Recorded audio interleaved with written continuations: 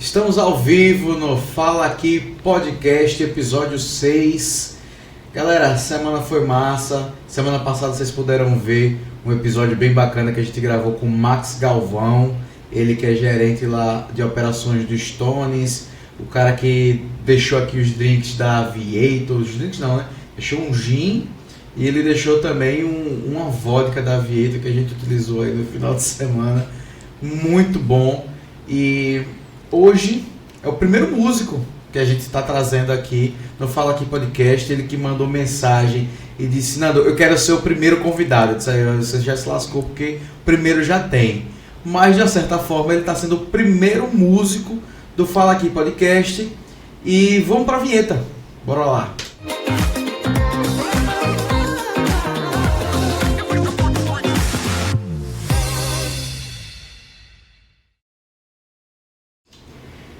Eu pude ver esse cara há alguns meses, tá? Meses. Alguns meses aí tocando e fiquei admirado pra caramba o quanto esse cara é sinistro tocando guitarra. E hoje meu bate-papo vai ser com Vini Bufato. Salve, salve, grande Nando. É um prazer imenso estar aqui. E assim como eu estou sendo o primeiro músico do podcast, para mim está sendo uma primeira vez também num podcast, né? Então é uma experiência muito legal aí que a gente está compartilhando hoje, né? Velho, e aqui em Sergipe principalmente, na realidade todos os convidados que eu trouxe até agora foi a primeira vez em um podcast, entendeu? Pô, que massa. Aqui ainda não tem a cultura de podcast como a gente estava até conversando falando, né? Antes, né? Já em São Paulo lá, a galera consome muito. Consome muito. Como a gente estava conversando, né? Porque em São Paulo a galera pega muito trânsito, né? O tempo todo é trânsito para tudo que é lugar. Tanto é que eu estava até brincando com o pessoal ontem que quando você vai para um lugar que é perto, você leva só meia hora. Então dá para ouvir muito podcast, né? Tem podcast curto, tem podcast mais longo, então tem para todo gosto, né? E aqui não é uma cultura muito comum, eu acho que justamente porque a galera não passa muito tempo dentro do carro, né? Então quem gosta de podcast aqui gosta mesmo, né? Porque escuta em casa ou enfim, fazendo alguma coisa, né? Eu sempre tive o hábito de escutar podcast trabalhando, principalmente, velho, pegando estrada. Pegando estrada me amarra, é como se eu não me sentisse só. Entendeu? Isso aqui. Eu acho que a ideia do trânsito é mais ou menos essa daí. Com certeza. Tem um lance afetivo aí, né? Você se sente que tá conversando com alguém mesmo, né? E você é nascido em São Paulo ou só criado em São Paulo? Não, eu sou nascido e criado em São Paulo, né? Eu morei lá até os 26, né? Eu já caguetando minha idade aqui, né? E eu tô aqui em Sergipe, vai fazer 2 anos agora, né? E passou muito depressa, cara. Impressionante. Agora, a primeira vez que eu assisti você tocando foi lá no Stones, você tocando com a War Dogs. Sim. Foi a primeira banda que você tocou aqui, não? Não, mas foi uma das primeiras. Na verdade, aqui eu comecei a tocar com minha mulher, né? A gente tem um duo, né, um acústico e tal. A2, né? A2 acústico, inclusive já até fazia propaganda, sigam aí, ó, @2 acústico. E aí eu passei a tocar com o Násio, né? A gente montou um show bem bacana aí, com algumas músicas autorais, né? Násio, queremos você aqui, tá? Aí, ó, já fica a dica para um próximo episódio aí. Eu já chamei. Já chamou? Já, você não tem noção da quantidade de músico que eu já convidei. Val e Júlio estão me enrolando até hoje. Olha. Gabriel Farani já tem umas 2 semanas que está para conversar com o Yolanda para poder vir, que eles foram os fundadores do Faranis, né? Sim. Deixa eu ver quem mais. Igor Rotz, já chamei. Marcelo e Igor, do Clube 80. Uma galera, todo mundo enrolando. Olha, velho, convite não faltou. Pois é, né? Tudo povo safado.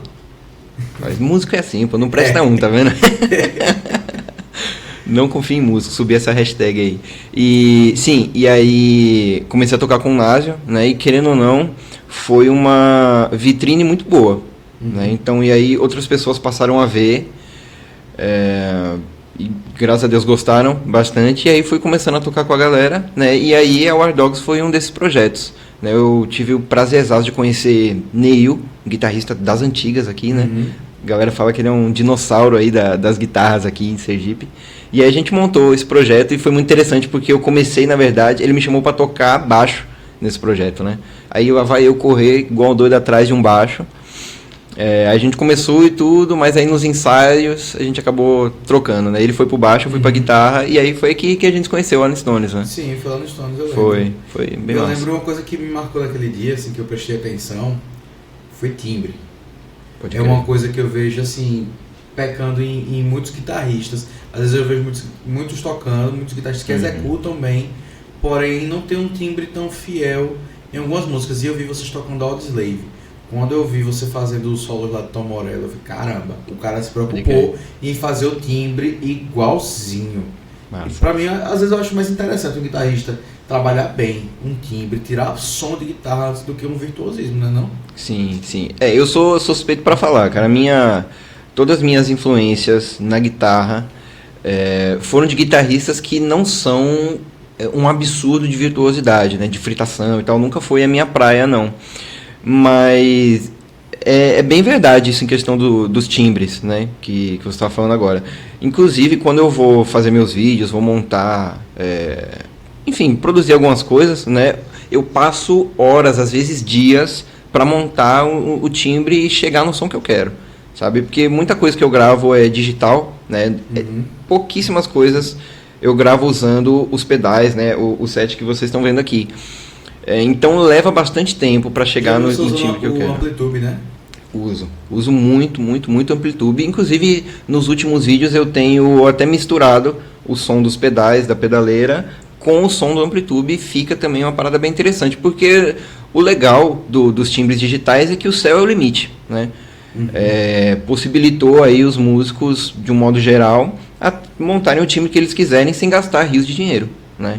E ao vivo, como não tem esse recurso, até tem, mas dá muito trabalho, né? Então eu prefiro levar só os pedais. Leva um tempinho até chegar no timbre mesmo, né? É como você falou, só gasta muito, né? E assim, por exemplo, só o que você tem aí, teoricamente, perto de alguns guitarristas que a gente conhece, Alumister Jones, é pouquíssimo, né? Para que a galera tem. E você termina gastando muito, né? Realmente. E tem também não vou dizer uma briga, assim, mas tem dois times, né, entre os guitarristas aí, que é a galera dos pedais analógicos, das latinhas, né? E a galera das pedaleiras. Time pedaleiro. Aí, ó, time pedaleiro. Eu sou time pedais, cara, não tem jeito. Eu toco com pedal analógico desde 2010, tá ligado? Eu respeito pra caramba quem toca, acho legal pra caramba. Eu gosto de pedaleira por um seguinte, praticidade. É isso eu mesmo. faço ali meu preset, uso um preamp e ligou no return, ligou Já direto foi. na mesa, já foi, entendeu? É isso mesmo. Vou ter um timbre semelhante. Obviamente a gente não tem um timbre igual porque muda Claro. de PA para PA, técnico, certeza. o que for. Mas pelo menos a gente tem uma referência próxima ao que a gente configurou ali. Já pedal. Sim, pedal mais complicado. é muito mais trabalhoso. Inclusive, todas as pessoas que eu conversei, né, que preferem pedaleira justamente por causa da praticidade. Inclusive, há mais ou menos um ano eu até tentei entrar pro time pedaleira, né? Esse board aqui era cheio de pedal, cara. Eu tinha acho que uns 13, 14 pedais. Hoje eu tenho metade, né? E eu vendi metade dos pedais para pegar uma pedaleira top de linha e, cara, eu não fiquei 3 meses com a pedaleira e vendi. Não me adaptei. Eu acho que... Mas por que? Você acha a dinâmica da pedaleira ruim? Não, Por quê? a pedaleira, a que eu peguei, era até uma pedaleira relativamente fácil de usar, bem plug and play, sabe? Mas não tem jeito, cara. Quem se acostuma com um pedal analógico quer ter todos os controles ali fácil na mão, entendeu? Você não quer ter que entrar num menu para procurar Sim. o pedal, o efeito, né? Para mudar, tal. Isso leva muito tempo. No pedal, com os pedais analógicos, você tem tudo à mão. E assim, não tem um certo e um errado, né? Um melhor e um pior. Quem prefere pedaleira geralmente é por causa da praticidade, né? Levar pouco equipamento, não carregar muito peso, né? Que guitarrista baterista tá ali, ó, no peso que carrega, né? Eu vi até um Rios dia desse lá, falando, né? O que os músicos levam na hora. Eu vi isso aí, o guitarrista tem uma carreta. Um caminhão. E aí quem prefere pedaleira é justamente por causa da praticidade. Mas não tem jeito, os pedais analógicos, eles têm uma qualidade absurda em relação à pedaleira, sabe? Sim, eu gosto muito da pedaleira. Assim, eu tive uma que eu adorava, que era uma Boss ME25. Pequenininha, clássico, compacta, agora, extremamente plug and play. Uhum. Dela eu parti para a Pod HD 500X. Já tive mais dificuldade para poder me adaptar. Porém, ela é muito mais completa. Mas assim, eu não sou um guitarrista de banda. Eu sou um vocalista que toca guitarra. Sim. Já Bruno, que é o nosso guitarrista, ele usa uma Fractal. Tô ligado. Sinistrou na pedaleira. E às vezes quando ele vai mudar alguma coisa ou outra, bicho, aquilo ali é um computador, velho. É bem trabalhoso. Fractal rapaz, parece um painel de avião, tá ligado? É um painel de avião. E esse case seu aqui, que é relativamente um case grande, né? É um case grande, pronto. O de Bruno vem pra cá, assim, mais ou menos. Pode crer. E agora é por coincidência da mesma curva. A gente tirou onda com ele dizendo que o case da Dolce & Gabbana. Porque parece... Pô, boa ideia. Eu vou colocar um adesivo assim, ó, Louis Vuitton em cima do Louis meu. Assim, Vuitton, né? Quem sabe vale mais, né? Agrega valor aí. Cara, quem usa um fractal também é Léo, da On The Rocks. Sim. Ele usa uma fractal também e é isso aí, cara. Um board grandão e tal, né? Eu acho prático pra quem faz, por exemplo, uma banda como a On The Rocks, que eles tocam vários covers e eles tocam muito som digital. Sim. Madonna. Sim. E aí, pra você poder mudar os timbres, que são vários sets diferentes que os guitarristas usam, pra você fazer um timbre bom, acho que a pedaleira ajuda muito, né? Com certeza. Ou você monta um set de pedal muito sinistro, que também pra você mudar de uma música pra outra, não é tão fácil você estar ali sapateando na pedaleira. É verdade. Mas é tudo questão de costume, né? Por exemplo, tem um recurso que alguns guitarristas que preferem pedal usam, que é aquele... na pegada daquele Pentaswitch, né? Você tem um pedal grande, assim, comprido, onde você liga todos os pedais nele e você monta presets, né? Então é mais ou menos uma onda de pedaleira, só que com a qualidade dos pedais analógicos. Mas aí você precisa de um board maior, é mais peso para você carregar. Por exemplo, no passado, né, antes mesmo de eu vir para cá, eu mesmo fiz um board que tinha uma gavetinha assim, tinha uma caixa por cima e tal. Só que esse board pesava mais de 20 quilos. Então pra carregar nas gigs, aí leva 2 guitarras, pô, velho. Tá carregando um garrafão de água, né, pra levar. É tipo isso. E a Ernie agradece, né? Agora, um pedal, que inclusive você tem aí, que eu tô vendo, que eu quero ainda comprar, que eu testei. Já até sei qual é.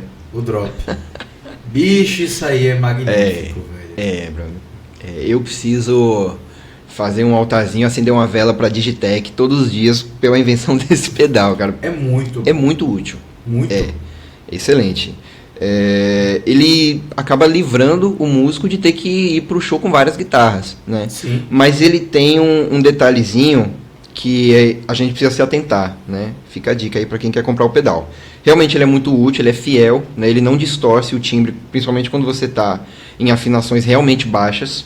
Só que tem 2 aspectos aí. Primeiro, a guitarra precisa estar 100% afinada, porque quando você ligar o efeito, ele vai escancarar qualquer desafinação. Sim. Tá ligado? É até por isso que eu uso o afinador antes dele. Tá ligado? Tem gente que prefere usar ele antes do afinador. Eu uso o afinador antes, que é para eu ter o som real da guitarra 100%. Essa é a primeira coisa. A segunda é que quanto mais você vai descendo, mais o pedal vai tirando o brilho do som da guitarra. Entendeu? Então, por exemplo, se eu for tocar... Eu uso a afinação padrão nas guitarras, né? Se eu for descer um tom, que seria o botãozinho do 2 aqui, eu não sei se dá pra ver, a guitarra perde muito brilho. Então eu tenho que ir lá no equalizador e compensar colocando mais agudo.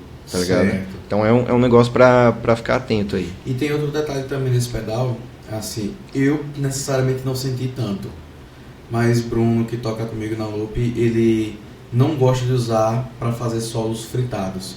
Quando a gente fez o tributo ao Metallica, eu ficava com o pedal dele que ele me emprestou para poder fazer as bases, mas quando ele ia fazer solo, ele não gostava porque ele disse que sentia um atraso de leve.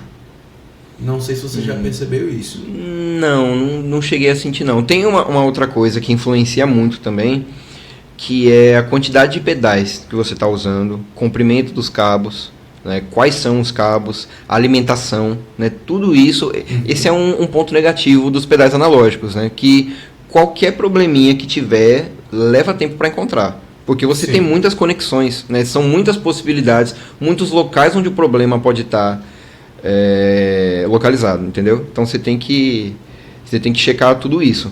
Né? Eu particularmente não senti não, o atraso. Eu também não. Nunca senti. Também não. Mas é uma coisa que ele fala que... Ele diz que é o único defeito desse pedal para ele, que incomoda. Que ele sente um atraso. Entendi. Uma latênciazinha, né? E tem uma outra coisa também desse pedal que eu até esqueci de comentar, é que ele precisa de uma fonte só para ele. Sim. Entendeu? Então, por exemplo, com essa fonte eu alimento todos, mas essa é só para esse pedal. Porque ele consome... Ele tem uma corrente muito alta, né? Se você usar uma fonte comum para ele... Todos vão ficar com timbre ruim. Vai ficar meio troncho, assim, sabe? Sério? É. Tanto é que quando você compra, geralmente ele já vem com a fonte que é para você usar ela mesmo, né? Ele... Por exemplo, essa fonte aqui, eu já consegui alimentar os 14 pedais que eu tinha antigamente. Mas se eu colocasse metade dos pedais e ele, a fonte não aguenta. Entendeu? Porque a fonte, ela tem um teto de armazenamento de corrente, né? Que a gente mede em amperes, né? Então, essa fonte, por exemplo... Você pode ter até 1000 miliamperes, né? Que aí você vai ver no verso de cada pedal quanto cada um consome de amperagem.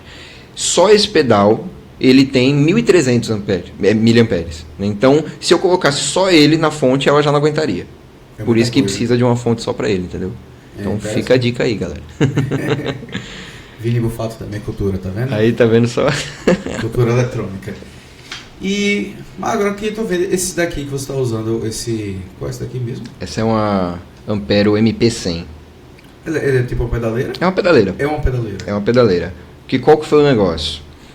Quando eu vendi metade dos pedais para comprar a pedaleira lá, no caso era um Amor GE300, que é a última da série da GE. O negócio parece um... sei lá o quê. E só que aí eu não gostei da pedaleira. Ponto. Por uma série de motivos.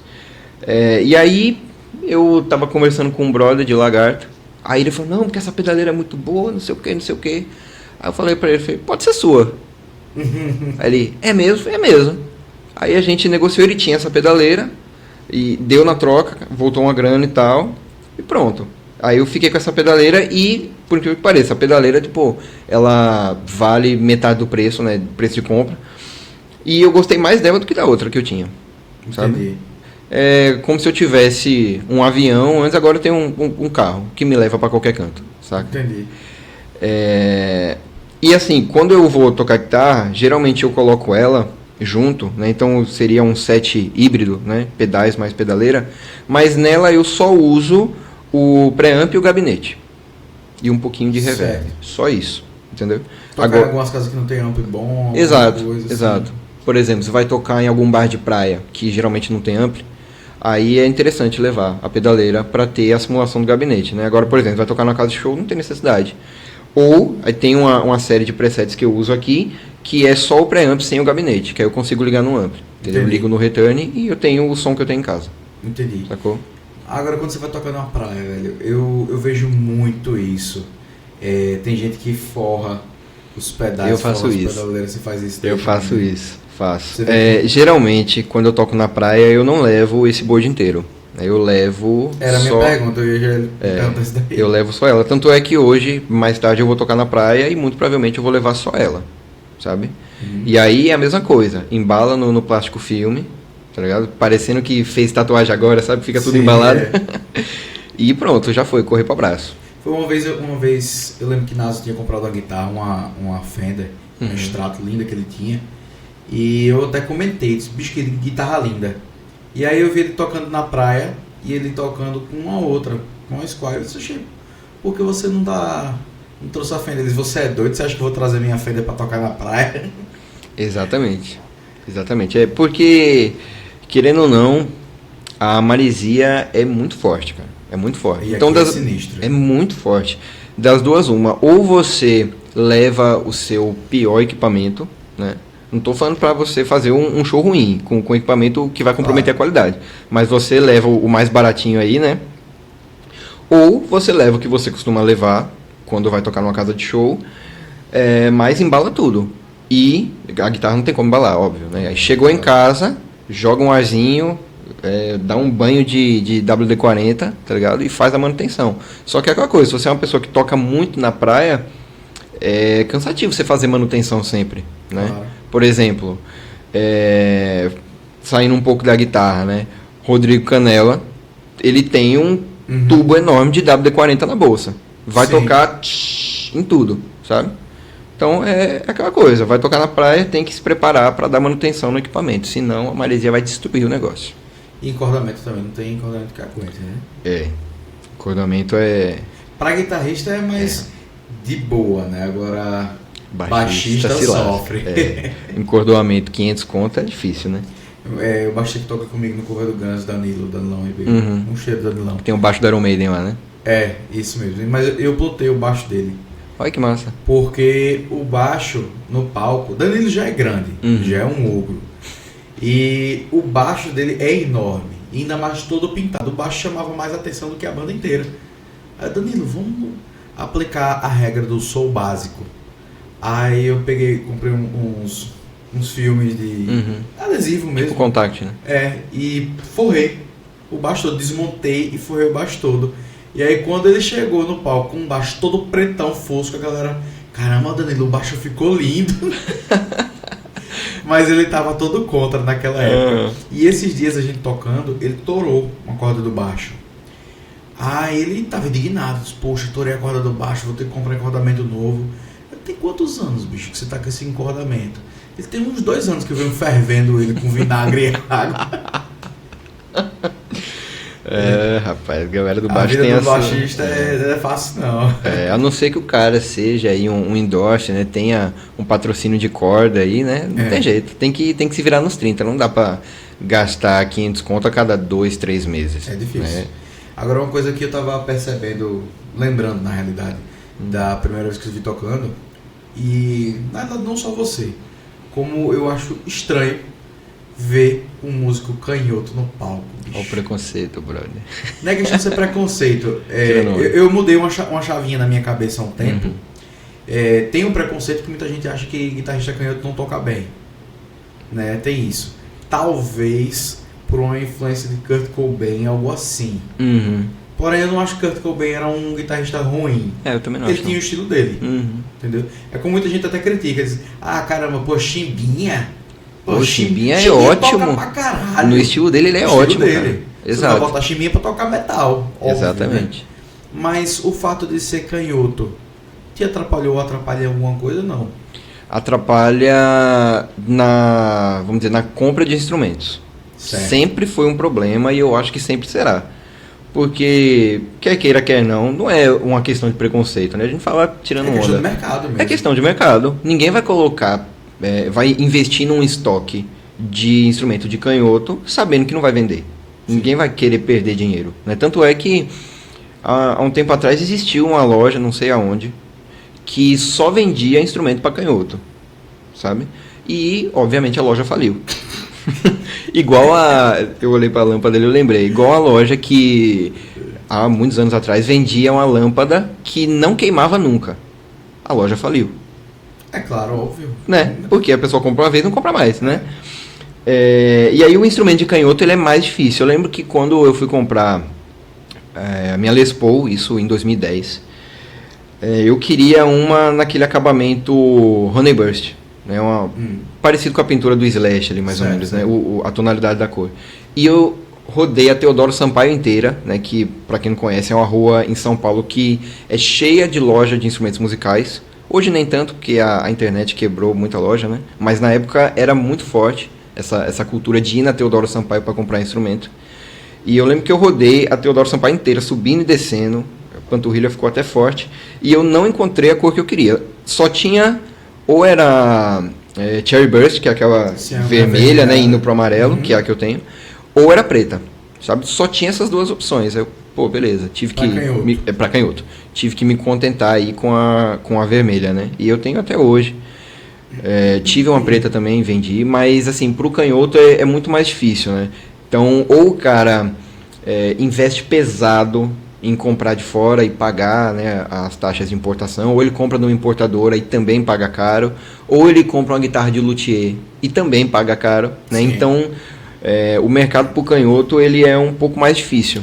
E luthieria, até para quem compra instrumento, é aquela coisa, acho que você vai mandar fazer um instrumento no luthier, é um casamento, né? É um instrumento que você vai Com ter certeza. ali para sua vida, porque para vender um instrumento de luthier é muito difícil. É muito difícil. É igual você comprar um Peugeot, sabe?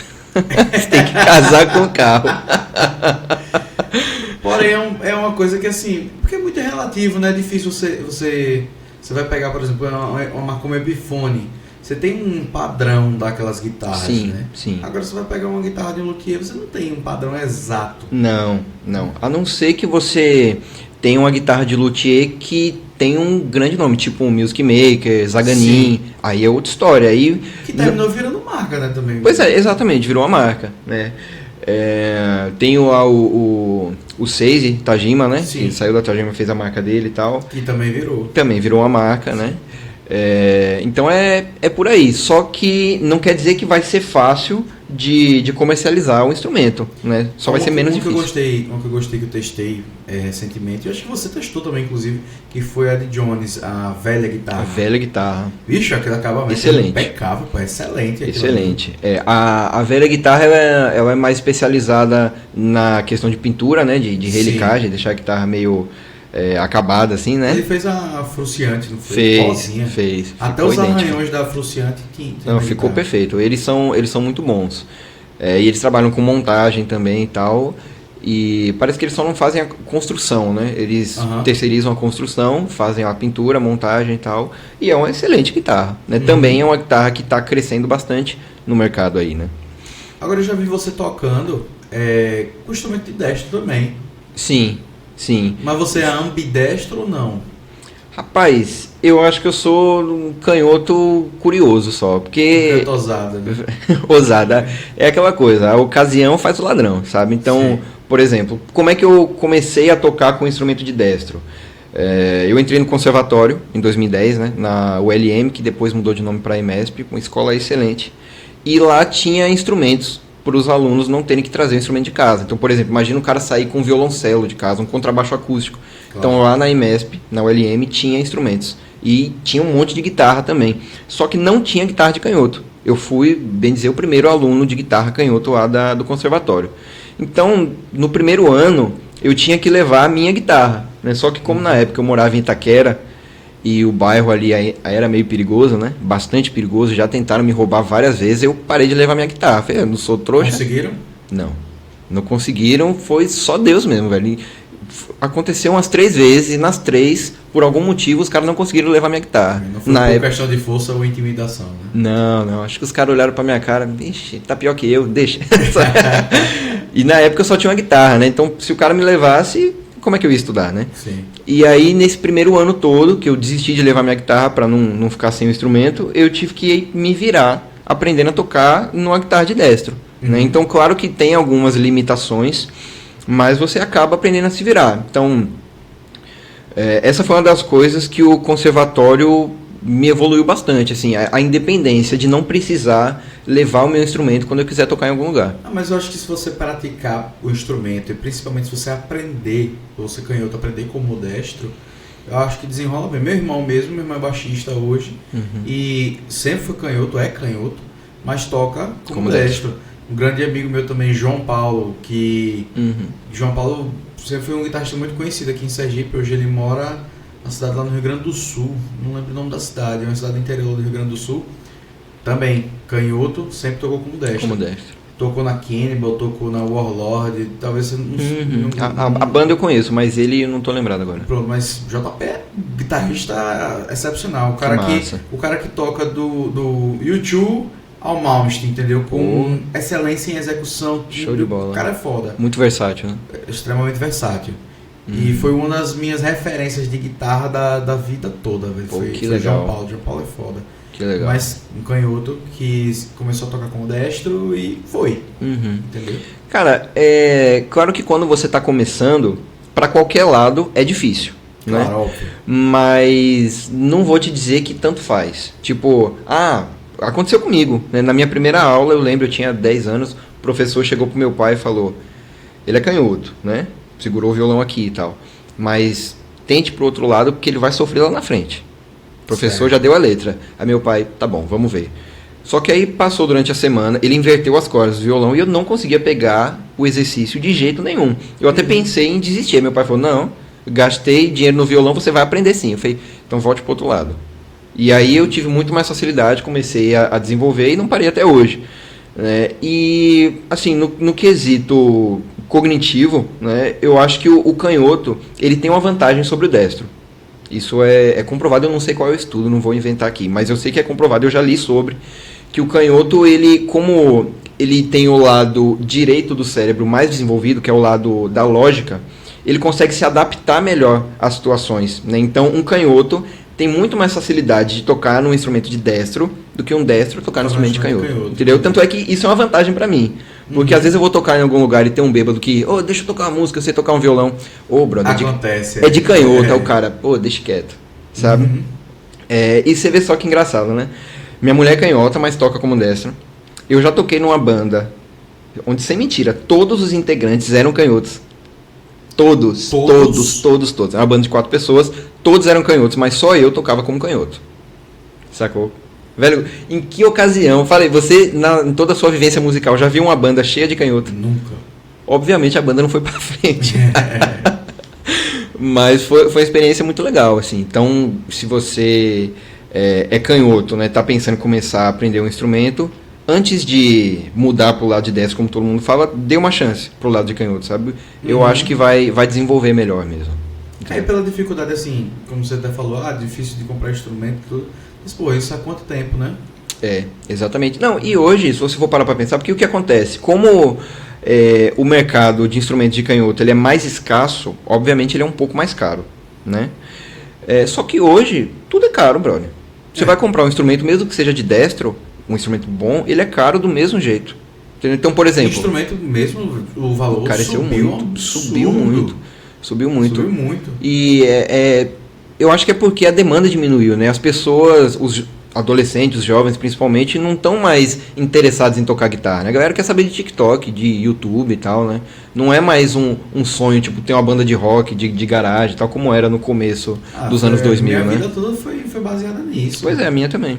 A minha, na verdade, foi... Eu comecei a tocar guitarra porque eu vi o Dire Straits tocando e tal, né? Sempre foi uma referência desde cedo. E aí comecei a jogar Guitar Hero. E aí foi que eu falei, eu quero tocar guitarra, sabe? Tocava violão na época, né? Aí quando eu comecei a jogar Guitar Hero, eu falei, não, é isso aí que eu quero pra minha vida. Tá ligado? Eu sempre gostei muito de instrumento. Meu pai queria muito que fosse baixista. Ele é baixista, né? Sim. Terminou que quem virou baixista foi meu irmão. E meu irmão só se deu bem, porque começou a tocar com o Music Man. O baixo do meu pai desde a vida toda, né? Começou difícil, né, velho? Aí tem os baixos lá do meu pai, ele termina usando. Agora tem um. Não, são 2 que ele não deixa usar. É um Yamaha BB, um antigão, eu não lembro qual a série dele, e um Rickenbacker. Sim. Esses eu acho que ele me vende meu irmão, mas não vende esses baixos não. Agora são baixos excepcionais. Já eu sempre quis partir para guitarra. Eu chegava da escola, eu tinha um VHS do AC/DC. Massa. E botava para assistir, e minha referência de guitarra da vida sempre foi o Angus Young. Por acaso era o ao vivo de 91? Cara, não sei dizer se era o de 91. Eu lembro muito bem como era a capa. A capa escura, que ele tá sem camisa com a guitarra pra cima, assim. Não, ele tava com a roupinha, Pode crer. Escolar.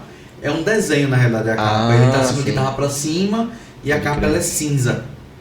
Pode crer. Era a capa do VHS. Eu assistia sempre esse show, velho. Sempre. E um grande amigo, Gust. Gust hoje tá em São Paulo, desculpe, me bananei. Gust hoje mora em Portugal. Tá gravando muito vídeo, tá no YouTube. Massa. Ele foi guitarrista da Finitude, tocou na Cannibal também, guitarrista excepcional. E Gust gravou um disco pra mim com as melhores músicas do AC/DC. Bicho, aquilo ali no Discman rodou, velho.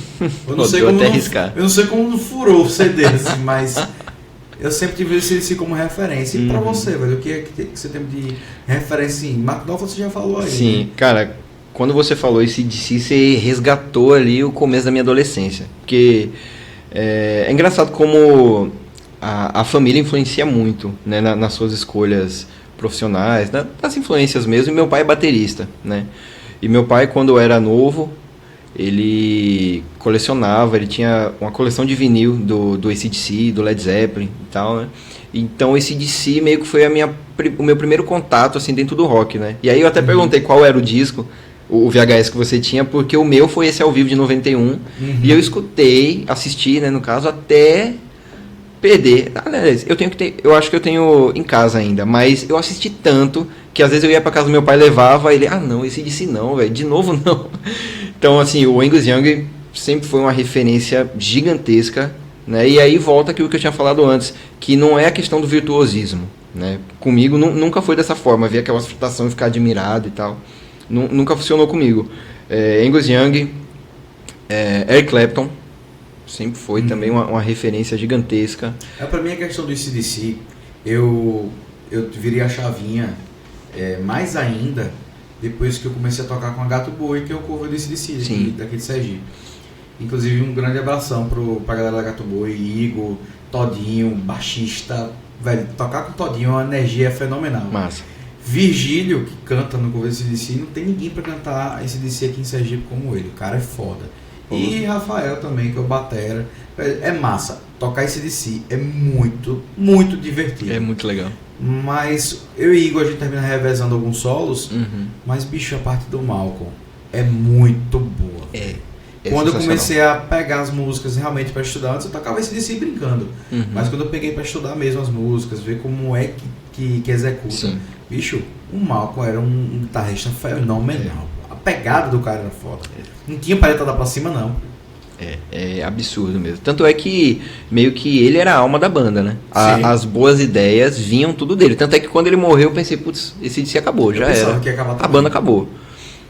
Mas ele era um guitarrista base excepcional. Inclusive, a gente como músico, né, tem a tendência a valorizar mais, e como público também, valorizar mais quem faz o solo, mas uma guitarra rítmica bem tocada é fenomenal. Por exemplo, o Malcolm, a guitarra do James, do Metallica. Sim. Né? São guitarras muito bem tocadas. Né? No caso do Pearl Jam, né, que antes tinha 2, né, tocando, e era uma sincronia absurda. Né? O caso do Iron Maiden, que tem 3, né? E os caras conseguem tocar de um jeito que o som não fica embolado.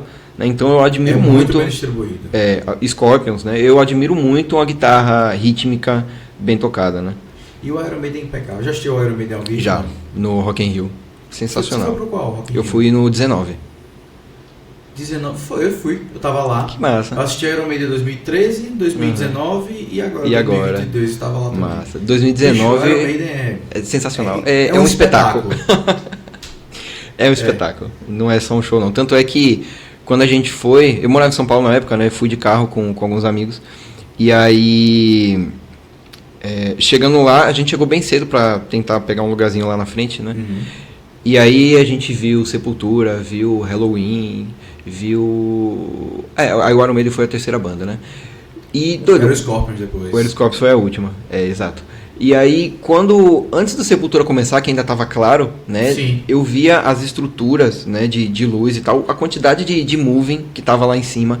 Eu fiquei pensando, brother, não é possível que é tudo isso. Aí quando começou o show da Iron Maiden, que todas as luzes foram usadas, né, tinha um jogo de cena e tal, como a gente falou, né, espetáculo. Aí você fala, caramba, doido. E meu pai comentou que no Rock in Rio, que eles tocaram aqui, o de 85, os caras trouxeram o palco de balsa. Foi na época tinha lançado o Power Slave, né? Então, aquela temática egípcia e tal. Os caras trouxeram o palco pro Brasil de balsa, brother. Porra, não sabia isso não. Pois é. Isso aí é uma lenda, eu nunca fui pesquisar. Meu pai comentou e eu acreditei nele, né? Mas você vê... Eu não duvido, não. A responsabilidade que os caras têm, o cuidado de fazer um bom show e não só tocar uma música atrás da outra. Né? O último show mesmo agora, 2022, bicho, praticamente cada música tinha um cenário totalmente diferente, pô. Eles souberam adaptar bem o cenário, dá pra ver que eles só mudavam às vezes alguns tecidos, algumas coisas, mas a caracterização do palco inteiro em cada música era outra. E Bruce mesmo, velho, Bruce, além de ser um vocalista foda, o cara é um ator, pô. O cara interpreta as músicas, porra, The Phantom of the Opera, meu irmão. Aquilo embaçado, ali né? foi fenomenal. É um caso à parte ali. Agora, naquele show mesmo, em 2019, em específico, eu lembro, primeiro que eu comprei pensando no Megadeth. Ah, sim. 2 vezes o Megadeth... Olha, Dave Mustaine. Tá devendo, Tá me devendo. Tá devendo. Mas eu comprei 2 vezes, velho. O 2019 eu comprei pensando no Megadeth, aí não pôde porque Dave Mustaine... Ele estava com câncer, né? Uma parada assim, né? Teve câncer, se curou do câncer 1 mês antes, voltou a fazer turnê, mas não fez no Rock in Rio. Aí botou Halloween, nada contra o Halloween. Olha, eu preferi o Megadeth. Agora, quando o Iron terminou, eu lembro que fiquei, pô, velho, dá pra assistir os Scorpions na grade. Fiquei bem na frente no Scorpions. Sim. Mesma coisa agora em 2022. Foi o Iron, logo depois o Dream Theater. Assisti o quê? Acho que 4 músicas do Dream, cansei e fui embora. Então você viu 1h30 de show, mais ou menos. Não, velho, agora eles focaram muito nas músicas novas. Eu acho que não foi um show pra festival, sabe? Saquei. Os caras já têm uma carreira consolidada aí, né? Tá podendo tocar o que quer, né? Mas eu sou suspeito pra falar, cara. Eu definitivamente não gosto de Dream Theater. Não gosto. Sério? Eu acho muita história, tá ligado? Eu acho que demora muito pra chegar lá, entendeu? Uhum. Então, por exemplo, eu não vejo cabimento numa música que dura meia hora, tá ligado? Tipo, eu já mais tive... pra eliminar, né? Pô, é muito tempo, brother, numa música só, tá ligado? Tanto é, você falou do Halloween, eu lembrei que vinha o Megadeth e tal, né? E aí trocou pelo Halloween, aí a gente meio que teve que assistir o Halloween pra poder ver o Iron Maiden, né? Que foi uma banda antes.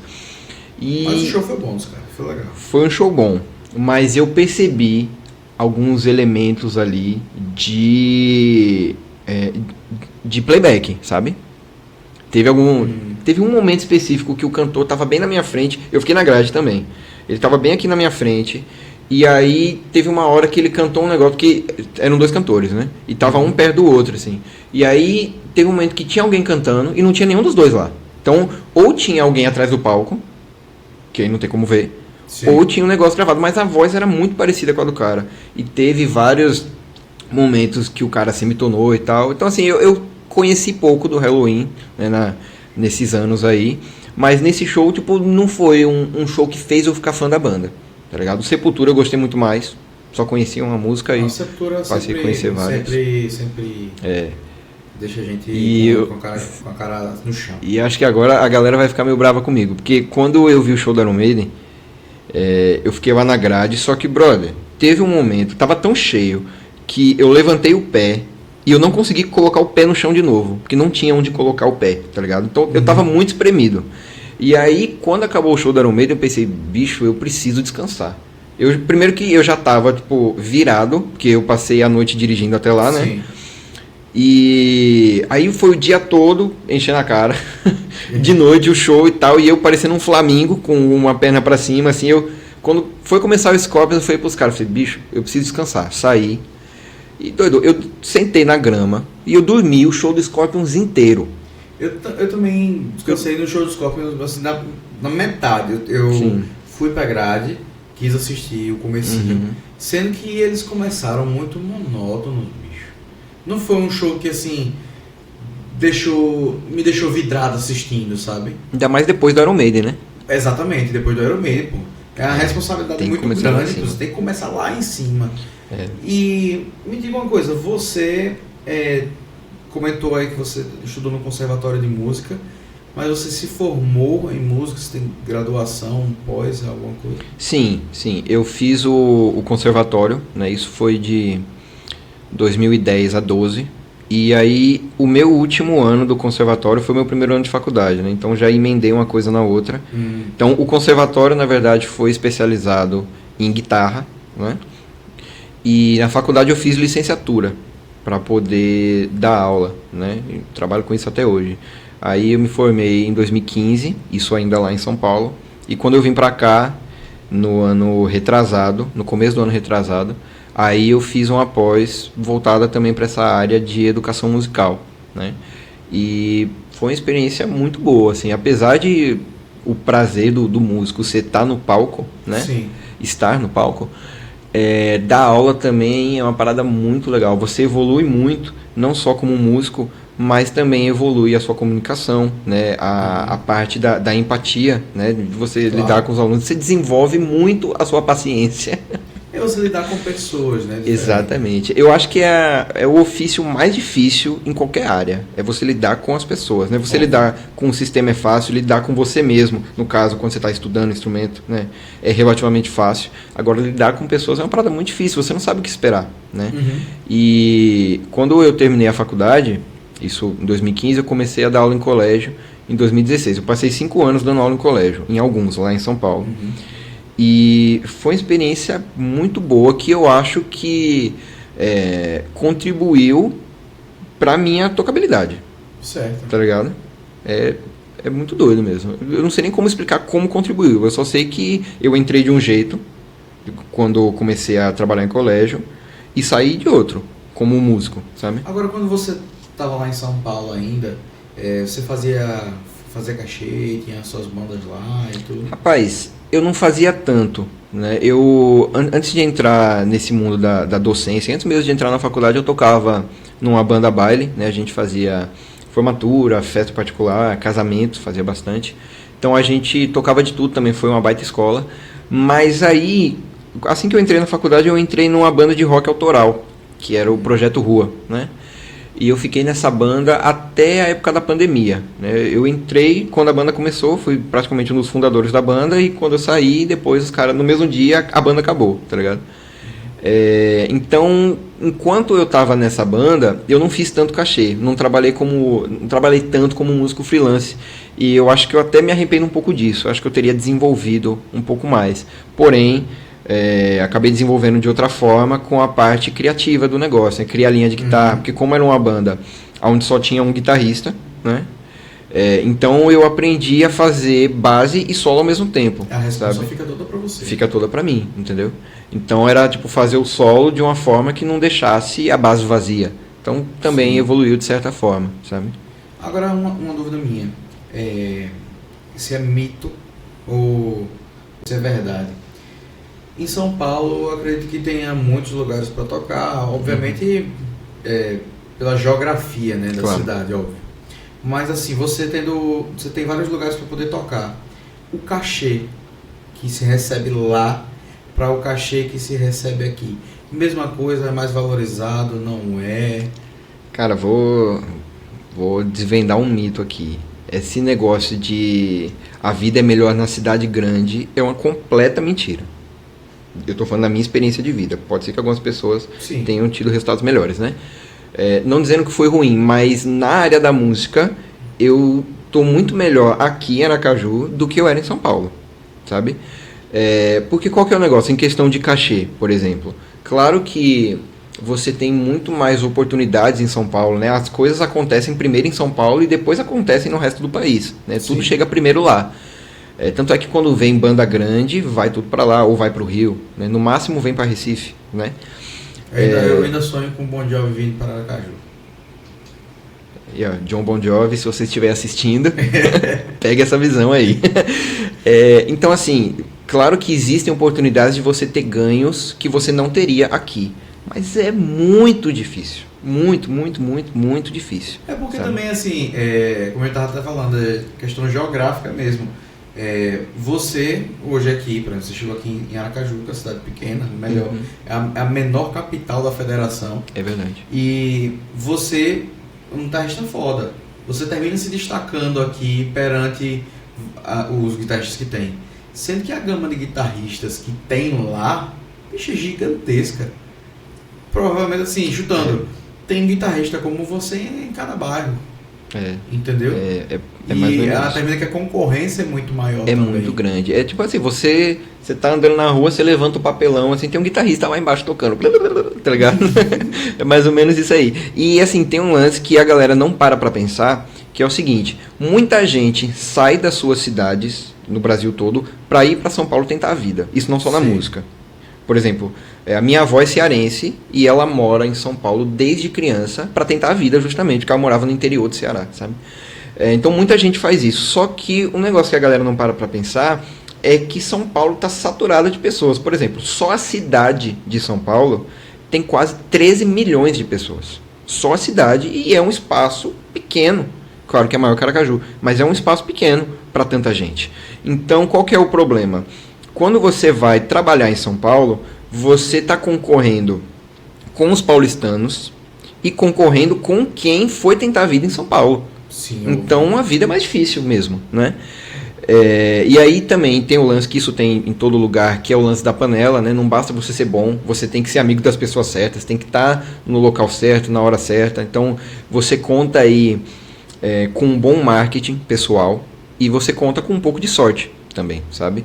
Então, são muitas coisas que você tem que considerar. Eu estava vendo aqui, em 2020, São Paulo, 12,33 milhões de habitantes. Aracaju, 664.908.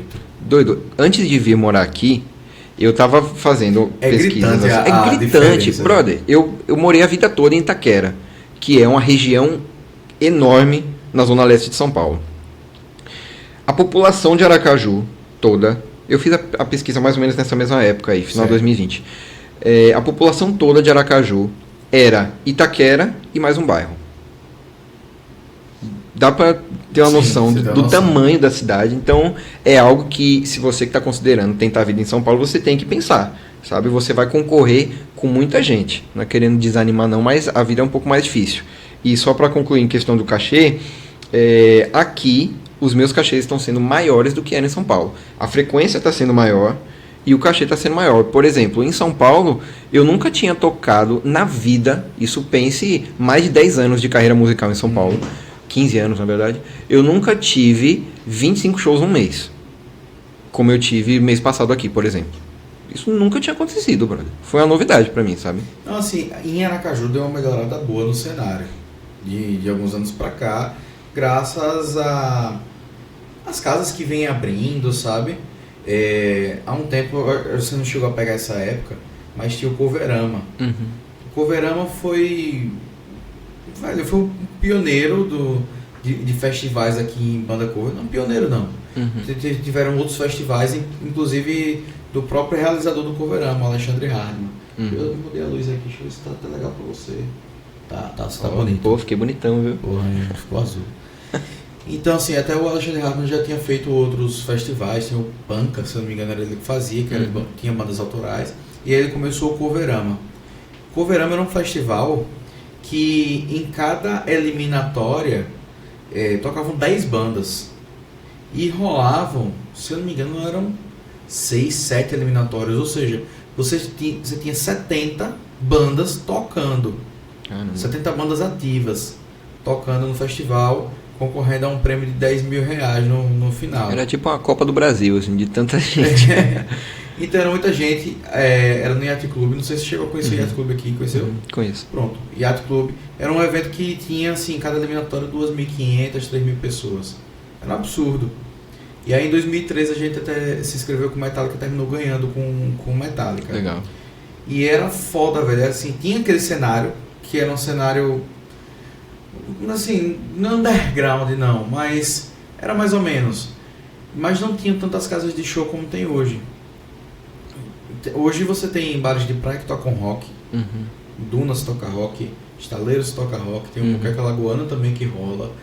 Aí hoje a gente tem o Stones, que foi um dos primeiros pubs mesmo aqui. Antes do Stones tinha o Oak Hill, mas depois no mesmo local. Virou Stones. Tem o Che, vou contar aqui também, Taberna Rock Bar, que hoje é o único que abraça mais essa cena alternativa do heavy metal. E tem o Clash também, que abriu tem acho que 6, 7 meses, né, mais ou menos. Abriu na metade do ano passado, mais ou menos. Foi. Hoje tem muita opção, pô, de lugar para poder tocar, coisa que naquela época não tinha.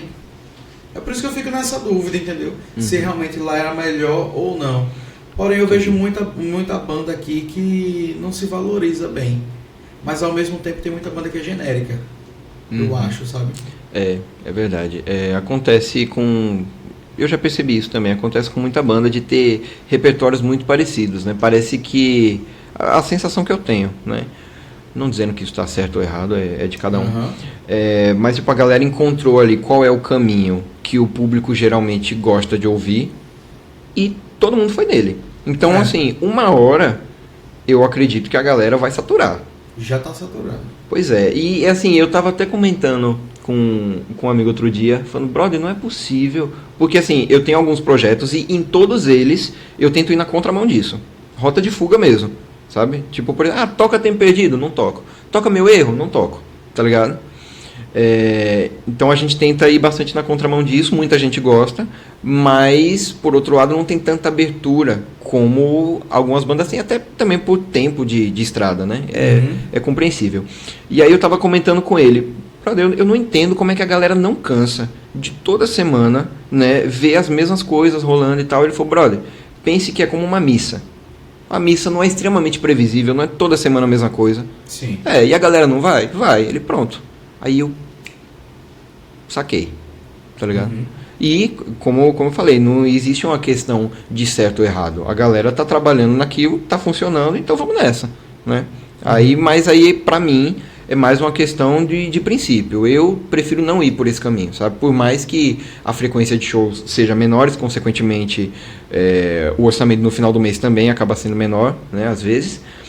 Mas eu me satisfaço muito com o que eu toco, entendeu? Já recebi, por exemplo, vários convites para tocar bagaceira, né? Sim. E eu não vou, brother, eu não gosto de tocar. Deixo para quem sabe, para quem gosta de fazer isso. Não é o meu caso, entendeu? Então eu coloco isso como prioridade no som que eu vou fazer. Assim, como você falou, eu fiz 25 shows no mês passado, tudo. Todo ano, eu faço uma listinha da quantidade de shows que eu fiz, né, durante o ano. Ano passado, se não me engano, foram 45, 2022, que eu fiz. Mas isso, assim, eu não sou profissional da música, assim, sou porque me pagam pra fazer isso, claro. Né? Terminei me tornando profissional. Entendi. Mas não tenho essa rotina de, pronto, hoje é segunda-feira, hoje de tarde você vai tocar. Não é isso? Desculpe, hoje não é segunda, hoje é terça. Hoje é terça. Hoje é terça, tem razão. E aí, pronto, hoje de tarde você já vai tocar, né? Galera, o Fala Aqui Podcast, ele é gravado, tá? Então, vocês que estão falando no chat, que a gente tá respondendo aqui, é porque tô acompanhando, assistindo junto com vocês, entendeu? Mas é aquela coisa, consegue ter uma rotina, porém eu acho que muita banda não se valoriza, velho. Eu vejo bandas que poderiam estar fazendo shows melhores, recebendo de uma forma melhor, mas que não se valoriza. Se acostumaram às vezes talvez com um padrão de cachê, né? Tanto é que, se eu não me engano, até final do ano retrasado aí, era comum, relativamente comum, você ter um cachê igual ao de 6, 7 anos atrás, que é um absurdo. Se você for ver o custo das coisas há 6, 7 anos atrás, era muito menor do que é hoje. Já que tudo aumentou de preço, né? Putz aqui. Já que tudo aumentou de preço, o cachê deveria aumentar também. Pronto, aí você veio parar aqui em Aracaju. E como foi pra você essa questão de aulas? Porque você dava aula lá em São Paulo, né? Você termina dando aula de forma remota, aqui tá dando aulas presenciais. Como é que você está trabalhando com relação a isso? Pronto. Aqui eu só dou aula de instrumento, né? Antes eu tinha, como eu falei, eu dava aula em colégio, então eu era professor de musicalização, né? Voltado para criança. E aqui eu até, antes de vir para cá, eu até tentei contato com algumas escolas, fiz uma lista, né, para ver se eu conseguia já vir para cá empregado, mas não consegui. E chegando aqui, eu trouxe, a primeiro momento, alguns alunos de São Paulo para o online. Né, alguns alunos que eram presencial foram para o online, isso durou alguns meses, a galera não se adaptou ao online. E, de certa forma, posso contar como aula também, né? O meu último trabalho em São Paulo foi gravar alguns cursos de história da música para a Music.dot.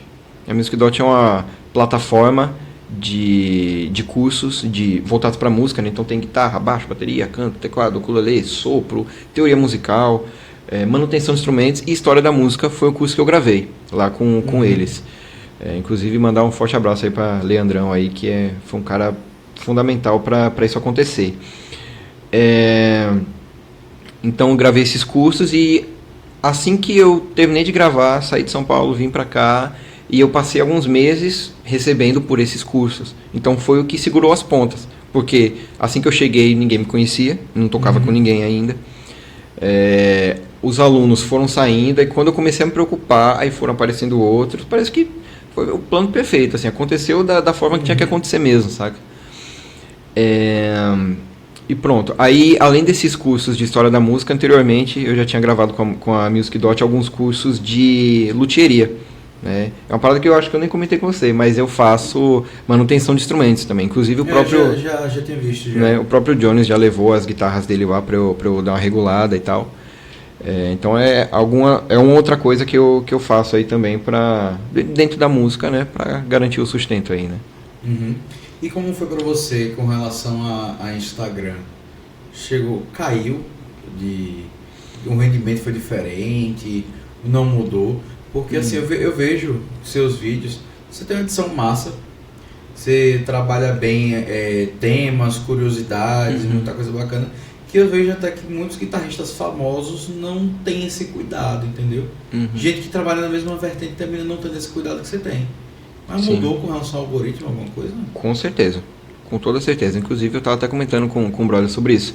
Na época da pandemia, que eu comecei a patrocinar alguns vídeos tocando, fazendo cover de solo mesmo, igual eu faço às vezes hoje, tinha resultados assim absurdos. Inclusive foi justamente por causa disso que eu vim parar aqui hoje, né? Mas já eu falo sobre isso. Então na época da pandemia, 2020, foi um ano que eu tive um crescimento absurdo no Instagram. Mas aí, assim que o Instagram inaugurou essa parada de Reels, né, para combater aí combater não, né, mas para concorrer com o TikTok, né? Então aí foi dando uma caída, assim, sabe? Eu sinto que eu ainda não consegui acertar a mão em viralizar com o Reels, entendeu? Então realmente deu uma caída. Acho que a questão do algoritmo eu pretendo descobrir, mas não vou parar até chegar lá, né? E como foi assim pra você vir para Aracaju? Como Brother, é que é isso aí? Assim que começou a pandemia, eu tenho um amigo que é beatmaker, né, faz essas paradas eletrônicas e tal, ele falou, bicho, comprei um curso de um cara de marketing digital. Eu, putz, velho, um negócio chato. Mais um, né, coach digital e tal. Ele, brother, assista o curso. Ele falou, se você quiser, você racha comigo aqui e tal. Eu falei, brother, não vou não. Não tô podendo gastar esse dinheiro agora não. Preciso, né, fiquei em casa, caiu o show tudo, né? Aí ele, velho, o curso é tão bom que eu vou te passar o login pra você assistir, não precisa me dar nada não. Aí eu, botei fé agora. Assisti o curso do cara, ensinando algumas coisas de impulsionar e tal, comecei a fazer. E aí eu colocava pra patrocinar pra todo o Brasil. E aí comecei a receber, né, vários contatos, vários seguidores, curtido, engajamento do caramba, assim, que eu tava, nem conseguindo dar conta de responder a galera. E aí uma das pessoas que entrou lá, né, e começou a me seguir e tal, é a pessoa com quem eu vou casar daqui a alguns meses. Tá ligado? Exatamente. E aí a gente começou a conversar e não parou mais. E aí eu vim pra cá visitar uma vez, fiquei alguns dias. Aí voltei pra São Paulo já, eu acho que meu lugar não é mais aqui não. Né? Com certeza. Voltei chorando no avião, tá ligado? Vim uma segunda vez pra cá, passei mais alguns dias. E aí, quando eu voltei para São Paulo dessa segunda vez, foi só para eu me organizar como seria a vinda para cá. Né? Então, com a família foi um pouco difícil, né? Você vai para lá e aí vai trabalhar com o quê? Não sei o quê. Começou a rolar várias perguntas, né? E no fundo eu também tinha um pouco essa incerteza de como seria normal, como qualquer mudança. Eu também tive um pouco dessa incerteza de o que é que eu ia fazer. Mas aí, na época, o que eu respondi para eles, sem saber, foi o que acabou acontecendo. Que eu falei, brother, eu não sei como vai ser. Eu sei que eu vou para a menor capital do Brasil. E, obviamente, tem muito menos oportunidades do que tem aqui, no caso, em São Paulo. Mas, em contrapartida, eu acho que é mais fácil eu ficar conhecido do que aqui. E foi o que acabou acontecendo.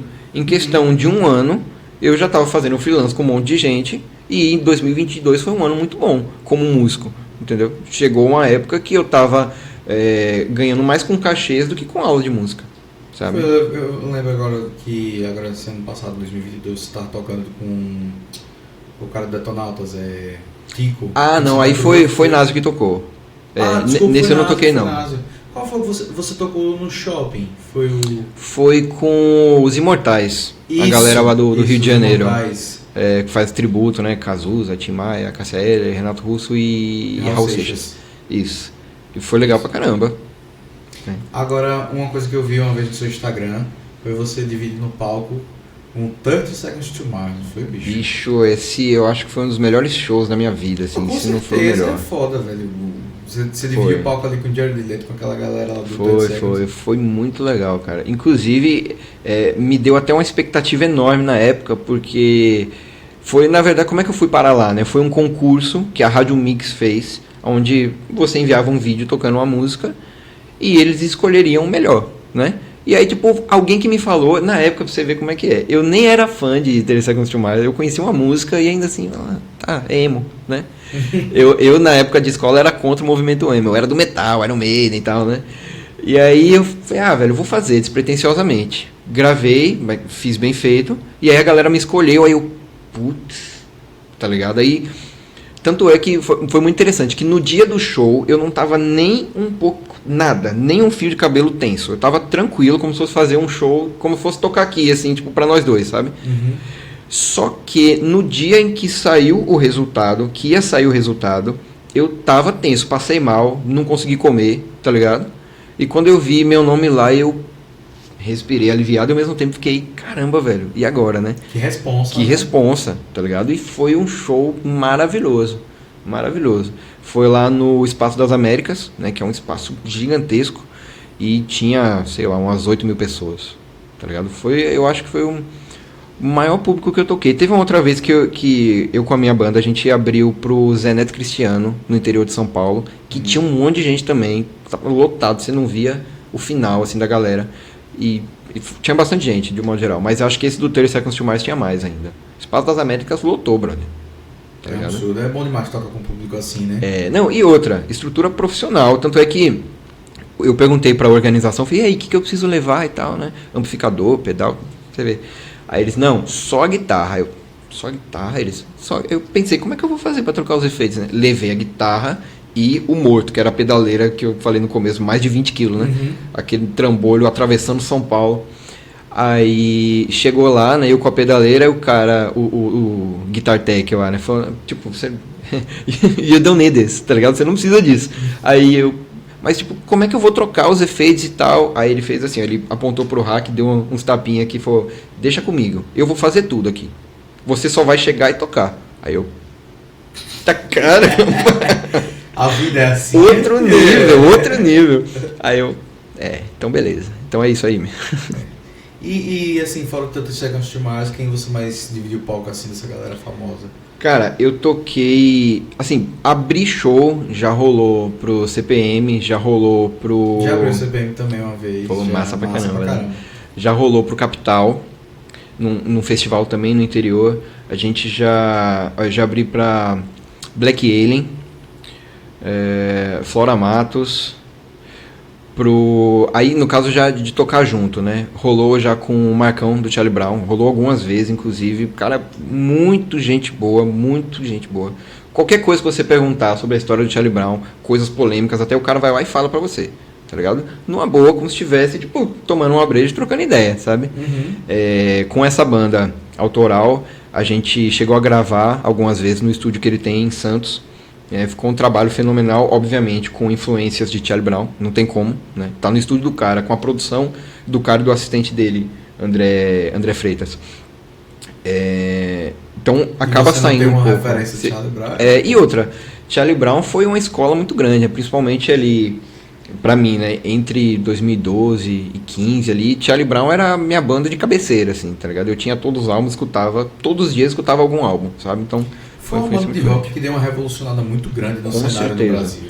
Com certeza. Inclusive, me evoluiu muito como guitarrista naquele aspecto que eu falei de tocar base e solo ao mesmo tempo. Charlie Brown começou e terminou com 2 guitarristas, mas a maior parte da carreira foi com um guitarrista só, né? Marcão aí ficou entre 2000 e 2005 e Thiago ficou de 2005 até 2011, mais ou menos, né? Então eu aprendi muito com o jeito de tocar do Marcão, sabe? Então foi uma baita escola pra mim. Eu assisti Marcão uma vez tocando foi no Rock in Rio mesmo. Ele e Paul Dayano. 2013. Foi 2013? Não sei, tô chutando, acho que foi. Acho que foi. Foi ele e Paul Dayano abrindo o Palco Mundo. tocando Motorhead Pô, que top. e tocando AC/DC, bicho. Que massa. Foda demais, velho. Show. E Marcão toca muito, aquele cara é... Toca, ele é muito bom, ele é muito bom. É uma pegada assim, visceral no negócio, sabe? Eu gosto muito do jeito dele. E aí, você veio de São Paulo pra cá, mas antes você chegou a fazer parte do cover oficial do ABBA, não foi? Foi que, o que ABBA. faz o ABBA em concert. Isso, é o ABBA Experience in Concert. Foi uma experiência legal pra Arena caramba. Caju, Tocaram ano passado, foi não ano passado, vieram aí e tal. Foi uma experiência muito boa, que um grande amigo me colocou lá. Ele foi pra um outro tributo, um do Pink Floyd, que também é show de bola, que veio aí também, né? Inclusive tive o prazer de assistir. E aí ele falou, bicho, eu tô saindo do ABBA, vou pro Pink Floyd, quer fazer? Eu, oxe, na hora, aqui, ó, colírio pinga aqui, aí. Então mandar um abraço aí pra Peu Mendes, grande guitarrista também. E eu tenho uma raiva desse cover do Pink Floyd que você não tem noção. Porque a gente fez um show, né, o Bon Jovi Concert. Sim. E aí a gente anunciou a data, em dezembro. E aí depois depois de um tempo anunciaram o show deles uma semana antes do nosso. Aí eu, puta merda. O povo de Aracaju já não vai pras coisas. Ainda mais uma semana antes, tendo uma atração de fora. Aí a galera vai dar muito mais valor pra quem vai de fora do que quem é da casa. Aqui isso tem é essa fato. cultura, né? Tem isso. É uma Valorizar merda. o que é de fora. Eu já reparei. Valoriza Já. muito o que é de fora e o da casa não vai. Sendo que muita esse é um gente. problema. Teve muita gente que foi pros dois. Ah, que massa. E vieram comentar do show da gente, que gostaram também do show deles, mas vocês me atrapalharam. Aí, Peu. Pô, atrapalhou a vida do cara. E a rotina no Pink Floyd, no ABBA, era muito legal, cara. Eu me senti tipo um músico de banda grande. Qual que era o negócio? Você ia de ônibus, o negócio rodava o Brasil, né? Você ia de ônibus pros lugares, chegava, tinha hotel, tinha café da manhã, almoço. Aí antes do show tinha um negocinho pra comer, depois do show tinha um negócio pra comer, voltava dormindo no ônibus, tá ligado? Você chegava no palco, você não carregava nada, os caras já montavam tudo pra você. Doido, eu me senti o próprio guitarrista do ABBA ali, tá ligado? Bom demais, velho.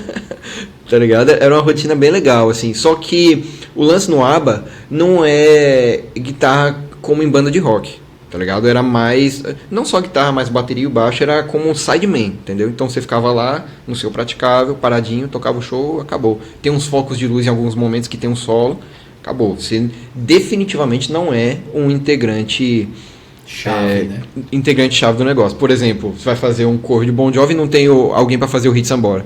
É completamente diferente. Você vai lá pra tocar guitarra rítmica, entendeu? Tanto é que muitas coisas tem no VS, né? Coisa de sopro e tal, né? Algumas cordas.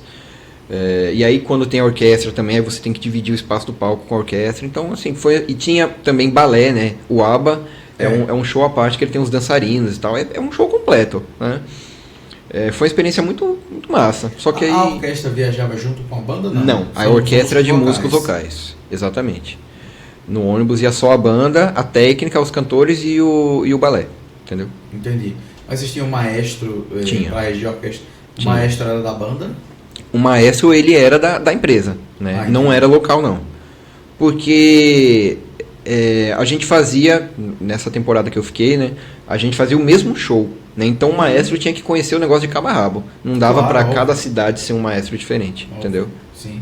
Até por questão de logística mesmo. Com certeza. Agora uma coisa que eu lembro de ter visto também é que você desenha pra caralho. Você desenha muito e são ilustrações, né? Você faz ilustração digital. Isso, eu faço numa tablet. Foi um dos cursos que eu fiz durante a pandemia. Pô, velho, fica em casa sem fazer nada, eu preciso fazer alguma coisa, né? E aí eu sempre desenhei desde criança, fazia os rabiscos, fiz um curso de desenho, isso muito novo, antes mesmo de querer aprender a tocar violão. E aí na pandemia eu vi lá um curso de ilustração digital, eu falei, pô, vou fazer. Fiz 1, fiz 2, fiz 3. E aí eu faço alguns retratos. Né? Me empolguei pra caramba. Fiz alguns até por encomenda, tá ligado? Mas você faz esse trabalho também de encomenda, ilustração digital? Rapaz, eu não divulgo. É só hobby mesmo? É mais um hobby. Eu não divulgo, entendeu? Mas se alguém me procurar, ei, faça aí e tal, eu vou dar de presente pro meu pai, faça um negócio e faço. Como eu já fiz algumas vezes. Mas não é uma parada que eu divulgo porque leva muito tempo, sabe? Eu levo mais ou menos umas 20 horas para fazer um retrato realista digital, né? Então, isso obviamente não é barato. E não é todo mundo que está afim de pagar. Fiz, não, eu faço um grafite. Né? Ah, eu já vi seus desenhos, já é um melhor que o outro. Eu faço um grafite, mas digital mesmo nunca parei pra fazer, não. Agora, por mais que eu faça com grafite, saiba fazer sombra e tudo, mas colorir pra mim é um problema, velho. Boto fé. Eu também não gosto de colorir, não. Agora me diga uma coisa, você beleza, roqueiro, mas é aquele mito, né? O roqueiro é de Deus ou não? Rapaz, aí é um tabu grandão, porque você é evangélico, cara? né? Sou. Inclusive foi uma das coisas que mudaram na minha vida vindo pra cá, né? Eu cresci com a família católica, eu percebi que o Sergipe é um estado muito católico, né? Não sei se eu estou errado, mas eu tive essa percepção. Mudou muito de alguns anos pra cá, com o surgimento de muitas igrejas evangélicas. Agora sim, mudando um pouquinho a vertente, e não mudando tanto, Sim. Mas tem bandas evangélicas de rock and roll que me amarram. São o Rosa de Saron mesmo é uma banda que eu gosto pra caramba, e até a formação nova. Eu sempre gostei muito do Guilherme Sá cantando. Achei aquele cara fenomenal. Pode crer. Eu não lembro o nome do que tá assumindo agora, mas o cara é sinistro. Já assisti o Guilherme Sá, teve um show que foi no Teatro Tobias Barreto, que era um projeto, acho que chamava Loop também, algo assim. Caramba. Que era o vocalista do Oficina G3, o Guilherme Sá e um outro cara que canta mais uma linha meio jazz. Só os três, uma parada bem acústica, com o cara fazendo o loop na hora. Que Meu massa, irmão, muito cara. massa. Eu vou procurar. A Oficina G3 é o Dream Theater brasileiro, né? É sensacional. Eu pago muito. Inclusive era uma banda que eu ia falar, né? Tem também a banda Resgate, né? Que Sim. Aí já não é mais metal, né? É mais um pop rock, assim, que também é diferente. Mas uma coisa que tá muito em alta hoje é o groove gospel, né? Tá ligado? Então você pega aquelas paradas meio fusion, meio funkeadas, né? Com certeza tem influência gigantesca de Stevie Wonder aí, de Michael Jackson, de Bruno Mars. Chili crente, né? De Red Hot. Pô, curti muito. Red Hot Chili quente. Chili crente. Ai, velho, tô até me enrolando todo. Mas sim, a questão do tabu. O cara é roqueiro e ao mesmo tempo é crente. Como é que funciona isso, né? E a parada é muito simples. A gente vive num mundo caído, mas não quer dizer que a gente não possa experimentar algumas coisas desse mundo. A questão é você não ser mundano, sabe? Então, por exemplo, muitas coisas que a gente vai tocar nos projetos que eu tenho, principalmente os que eu tenho com minha mulher, a gente preza bastante pela questão da letra, né? Não é só a música ser legal e empolgar, a gente tem que ver a letra, porque não faz sentido cantar um negócio que eu não concordo com o que está dizendo, tá ligado? Óbvio. Inclusive isso foi um confronto muito grande para mim, porque, como a gente conversou, né, eu sou fã de AC/DC desde criança, e tem muita coisa que confronta, que vai de encontro com o que eu acredito hoje, né? Então, tipo, por exemplo, eu vou tocar Hells Bells, tá ligado? Eu fico meio... E agora, tá ligado? Porque o instrumental é massa, a música é massa pra caramba, mas o que a letra fala, tá ligado? Então a gente não toca. Eu tô fazendo um projeto junto com meu pai, que a gente tá tocando Led Zeppelin e Black Sabbath, a gente tá ensaiando. Você conhece Vinas, Marcos Vinícius? Conheço. Pronto. Conheço. Vinas na guitarra, meu pai tocando baixo, Marcos Odara na bateria e eu canto. É só Led e Saba. O berço do metal. Exato, é o berço do metal. E aí eu tava, pra pegar as músicas, né?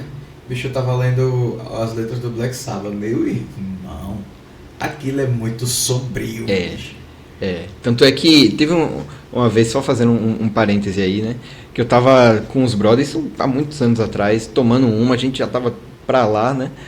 E o metal começou com quem? Aí ficou nessa, Led ou Black Sabbath? Aí a gente chegou na conclusão que é Sabbath, exatamente, porque o metal não é só a questão do arranjo, é o que, justamente, que a gente tá falando aqui, é o que se fala, né? E o metal tem essa característica mais sombria, mais, no caso do Black Sabbath, fúnebre, né? Então... você tem esse lado bem mais fúnebre. Exato. As sequências menores que eles usam nas músicas. Então não é foda, velho. Você vê, o cara estudou, fez o doutorado dele, PhD, né, se não me engano, em música, E ainda hoje o cara dá aula. Eu Impressionante, acho que em né? Berkeley que ele dá aula. Berkeley, impressionante. Você pegar aula com Você vê. Funayomi, bicho. Por exemplo, você pega uma música lá dos caras que a essência da música é um trítono, o intervalo mais tenso, né? Tá ligado? Pô, não tem como você não achar isso fúnebre, tá ligado? É impressionante mesmo. Sou muito fã do trabalho dele. Inclusive, até por ele usar umas próteses, né? Tem uma parada assim, né? Ele nos últimos... Ele começou com Saba tocando lá, começou a banda. Quando a banda começou a ganhar nome, e eles começaram a ganhar dinheiro com o Saba, ele trabalhava numa fábrica. E aí, quando ele resolveu largar o emprego para poder viver da música, no último dia de trabalho dele, a máquina que ele trabalhava decapitou a cabeça dos dedos dele. Putz. Sendo que isso não impediu que o cara parasse de tocar, né? Ele Claro. fez a prótesezinha dele, que ele usa até hoje. Uhum. A prótese. Ai, que massa, cara. Agora eu fico tentando imaginar como é que aquilo ali... Sei lá, velho, é Não muito sai, estranho. é esquisito mesmo. E tá aí, ó, um outro guitarrista canhoto, que é uma referência, né? Tony Iommi. Ia comentar um negócio agora, poxa, esqueci. É normal. Até a hora de dormir eu lembro. Aí eu ponho nos comentários do chat. E outra coisa, um tema que você estava falando essa semana também, nos stories, é de Van Halen, né? Você tá dando estudada no Caba, né? Tô estudando bastante. E assim, já era. Eu não citei antes, quando você perguntou das influências, né? Mas já era uma influência, na verdade, por indicação de um dos meus primeiros professores, que era muito fã do Ed Van Halen, né? Que me ensinou a parada do tapping, né? Mas isso faz parte do seu cronograma de estudo, não? Faz. Tava até... Gravei um story na semana passada, né, falando justamente sobre isso, da importância do cronograma, né, e uma das coisas é justamente essa parte de apreciação. Então eu pego um álbum que eu não conheço, definitivamente, e boto o fone e fico escutando esse álbum, e só, tá ligado? Fazendo nada, no escuro, nem que seja de olho fechado, escutando o álbum e percebendo as nuances, o que será que o cara pensou para construir aquilo, tá ligado? Porque qual que é o segredo aí, pra mim, aonde você tem que estudar? Porque muita gente me pergunta, né, principalmente quando eu abro espaço para essa questão mais didática da coisa, né? Muita gente me pergunta, tipo, pô, velho, eu tô travado, eu sei que eu tô travado e eu não sei por onde estudar. Tipo, quero estudar sozinho, não sei por onde estudar. Então, tipo, pega os caras que você gosta de ouvir e vai ver quais foram as influências deles, tá ligado? Então, tipo, eu tenho, por exemplo, influência, vamos supor, no Ed Van Halen. Com quem que o cara estudou? Em quem ele pensou e se baseou para tocar do jeito que ele toca? Eu vou lá e vou escutar a obra desse cara, entendeu? E, assim, é muito interessante porque se você fizer esse caminho, você vai acabar parando no blues, tá ligado? Então, um negócio que o guitarrista tem que ter embaixo do dedo é o blues, é saber tocar blues. Se o cara não sabe tocar blues, não é que ele não vai saber tocar rock, mas vai ficar Você vai conseguir suar melhor. Exatamente. Se o cara não souber o blues, pô, vai ficar o som com aquele gosto de comida de hospital, tá ligado? Pra ficar orgânico. Sem tempero, né? Sem tempero. Mas aí começa a rotina daí de estudos que você faz. Então, exercícios, você pratica todo dia mesmo? Todo dia. Assim, de segunda a sexta, né?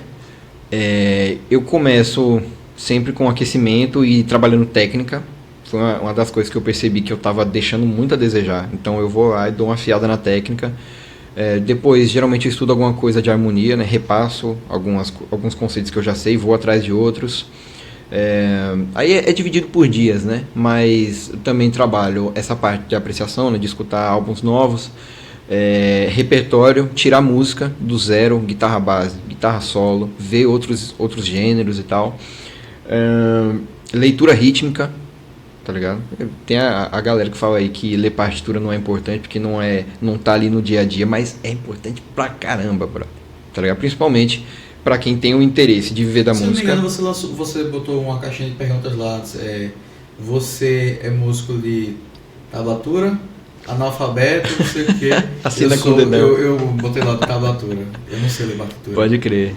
E assim, tem um pequeno tabu aí na galera achar que o lance da partitura é um bicho de 7 cabeças, mas não é, cara. Não é. É porque a gente se condiciona a ler a partitura, por exemplo. Pra mim foi assim, né? se condiciona muito com o lance da partitura e quando... se condiciona com o lance da tablatura e aí quando se depara com aquelas bolinhas, não tem nenhum número indicando qual é a corda, qual é a casa, fala, putz, eu nunca vou aprender isso. Já era. Bloqueia a mente, sabe? E passa a ignorar aquilo. Só um parênteses, tem uma frase do Paulo Freire que eu gosto muito, que ele fala que ninguém sabe tudo, ninguém ignora tudo. Todo mundo sabe alguma coisa, todo mundo ignora alguma coisa, e é por isso que a gente está sempre aprendendo. Então, enquanto você ignorar o lance da partitura, o que eu falo ignorar? Não é tipo achar que não é importante, mas é você achar que não precisa daquilo, saca? Enquanto isso tiver na sua cabeça, ou achar que é muito difícil, não tenho tempo, não tenho inteligência para isso, aí realmente vai ficar difícil de aprender. Nunca vai aprender. Isso vale para qualquer área da vida, né? Por exemplo, sei lá, alguém que é advogado específico de uma área, e aí vê que a área não está dando tanto, não está tendo tanto cliente, outra tá. Putz, mas eu vou ter que ir lá estudar todo naquele negócio de novo, ler uma parte de livro, não sei o que, ver as leis daquela área. Daí você tem que se adaptar ao seu meio, né? Tem que atender a necessidade, senão você vai morrer de fome. Isso para qualquer segmento. Para qualquer segmento. Tem razão. E hoje, se você pudesse encontrar com algum guitarrista, qual você queria encontrar? Rapaz, eu fico entre dois. Eu fico entre o próprio Ed Van Halen, né, e o Mark Knopfler. Eu fico entre esses dois caras. Você tá com a banda, né? O Dire Straits. Dire Straits, né? Rapaz, e tem sido uma experiência muito legal. Porque tanto um quanto o outro desses que eu citei, eles meio que reinventaram a forma de tocar guitarra, né? Então eles surgiram ali nos anos 70, né? E reinventaram a parada, cara. Então, o virtuosismo do Ed Van Halen, a parada do tapping, de harmônico, de timbrar usando distorção com modulação, né? Enfim, explorar essa parte timbrística. E no caso do Mark Knopfler, é puro feeling, tá ligado? O cara deve usar uns 3, 4 pedais ali quando ele tá tocando. Mas é puro feeling, o cara toca sem palheta, tá ligado? Então o cara... Eu vi que você tava fazendo os shows sem palheta. Sem palheta, exato. A ideia é ter um som característico mesmo, né? E pra isso não tem jeito, brother. Eu até falo, antes mesmo de montar esse tributo, eu sempre falava assim, Dire Straits você toca sem palheta, brother, tá ligado? E aí, você vê, eu toco tem 17, vai fazer 18 anos agora esse ano. E quando eu tava tirando esse repertório do Dire Straits, começou a fazer calo, bolha na minha mão esquerda, tá ligado? Então, assim, sempre tenho que aprender.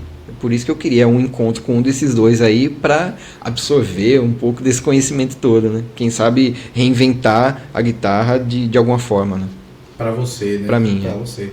Agora, fora do rock, um estilo musical que você curte, que você ouve. Eu costumo dizer que eu sou eclético dentro do rock, entendeu? Mas só dentro do rock. Pode crer. Agora sim, tem coisa mesmo que eu não consigo ouvir, bicho. Piseiro. Tem coisa que não desce, né? Tipo você tomar uma cerveja quente, né? Não desce. Cara, além do rock, eu gosto muito de escutar funk americano no caso, né? Soul. Você vê, vai Furacão 2000 aqui, ó. Outro que não desce. Não tem como. É muito difícil. Desculpa aí quem gosta, mas é muito difícil. Não é que é ruim.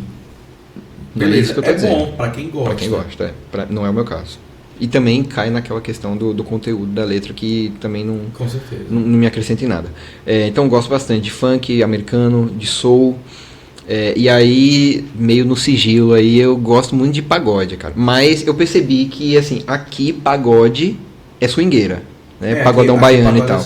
Em São Paulo, pagode é samba dos anos 90 pra frente, tá ligado? Então, esse é o pagode que eu gosto. Tipo, Grupo Revelação, Exalta Samba, Arlindo Cruz, Zeca Pagodinho. Eu gosto muito. Tanto é que eu tenho um cavaquinho em casa pra tocar isso, tá ligado? Você já percebeu que qualquer palavra que termina com ão, se você mudar pro samba, vira nome de banda de pagode? Pense, coração. Entendeu? Qualquer coisa. Pô, genial, vou montar uma roda de samba agora. Qualquer coisa, sei lá. Explica samba. Pô, vira. Cara, que massa. Vou montar, vou sair daqui, vou montar um projeto de samba. E vai chamar aí, Explica Samba. Qualquer coisa que termina com... Faça o teste em casa. Pense em palavras que terminam com ão e bote samba. Bota aí nos comentários agora. Pô, top demais. Pô, vou sair com essa, tá vendo? Você morre e não aprende tudo. Que massa. E assim, dos músicos que você já trabalhou, que já tocou junto, tudo, qual dessas pessoas assim, você tem assim, uma lembrança marcada na sua cabeça? E, pô, esse cara foi foda ter trabalhado. Cara, em primeiro lugar, o Marcão Brito do Charlie Brown, por todas as razões que a gente falou aqui, né? Um cara que eu gostei muito de ter trabalhado foi o músico de apoio do 30 Seconds to Mars, porque quando eu toquei eram apenas dois, era o Jared Leto e o irmão dele. E aí tinha um músico de apoio, Steve Aiello. Eu não sei se ainda é ele que toca com a banda, não sei nem se a banda tá nativa ainda, mas ele foi um músico fenomenal, sabe? Toca baixo no show, né? Canta, toca o teclado, solta os VS, tá ligado? O cara excepcional. A banda é toda no VS, é? Tudo no VS. Porque qual que era o negócio? O 30 Seconds to Mars, no começo de 2018, foi quando eles lançaram o álbum que eles fizeram um turnê pelo mundo, que foi o que eu toquei, né? Era um álbum mais eletrônico e tal, só que tinha algumas linhas de guitarra. Então tinha um guitarrista na banda que estava desde o início, desde o ano de 98. Só que na metade do ano, no meio da turnê, não sei o que aconteceu, o guitarrista saiu da banda. Foi aí que me veio a expectativa. Pô, eu vou tocar com os caras, será que... Quem sabe, né? Todo tipo de expectativa pode ser criada. Acabou não rolando nada, mas o músico de apoio, Steve Aiello, um cara que eu gostei muito de ter trabalhado. Os músicos do ABBA, sensacionais, tá ligado? Assim, primeiro, tocar no clique não é fácil, tá ligado? E tocar lendo não é fácil, sabe? E, assim, a técnica dos caras, o feeling, fenomenal. Então, é muito difícil tocar no clique. A gente no show da UPA, a gente só toca no clique. Só toca no clique, né? Assim, perde um pouco a dinâmica. Perde. Porém, a precisão é muito grande. Perde. E você não consegue improvisar, né? No clique você não improvisa. A não ser que você tenha programado o improviso, mas aí deixa de ser improviso. Então, e assim, tocar no clique você meio que se acostuma, você aprende, né? Mas no início é complicado se adaptar. Pronto, os músicos do ABBA, que o William Neri, que hoje ele toca com a Gloria Groove, é baterista da Gloria Groove. E o outro é Elias, que hoje está tocando num tributo da mesma empresa do ABBA, só que do Elvis. Lançou agora esse mês. Foi? Velho, tributo. Você sabe sensacional. Quem é o vocalista? Não sei. Não sei, porque, pelo que eu entendi, são 3 vocalistas, um para cada fase do Elvis. Não é um negócio... E com orquestra também. Eu conheço um cara que é foda, que ele é muito bom, que é o Adam Roman. Que era o Adam Presley?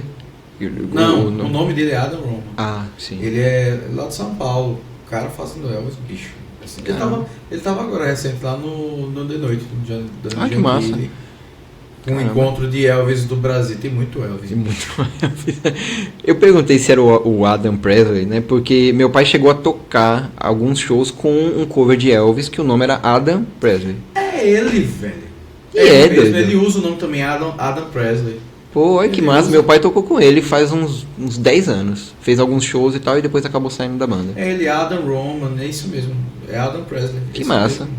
Pô, olha. Você vê o mundo da música muito pequeno, cara.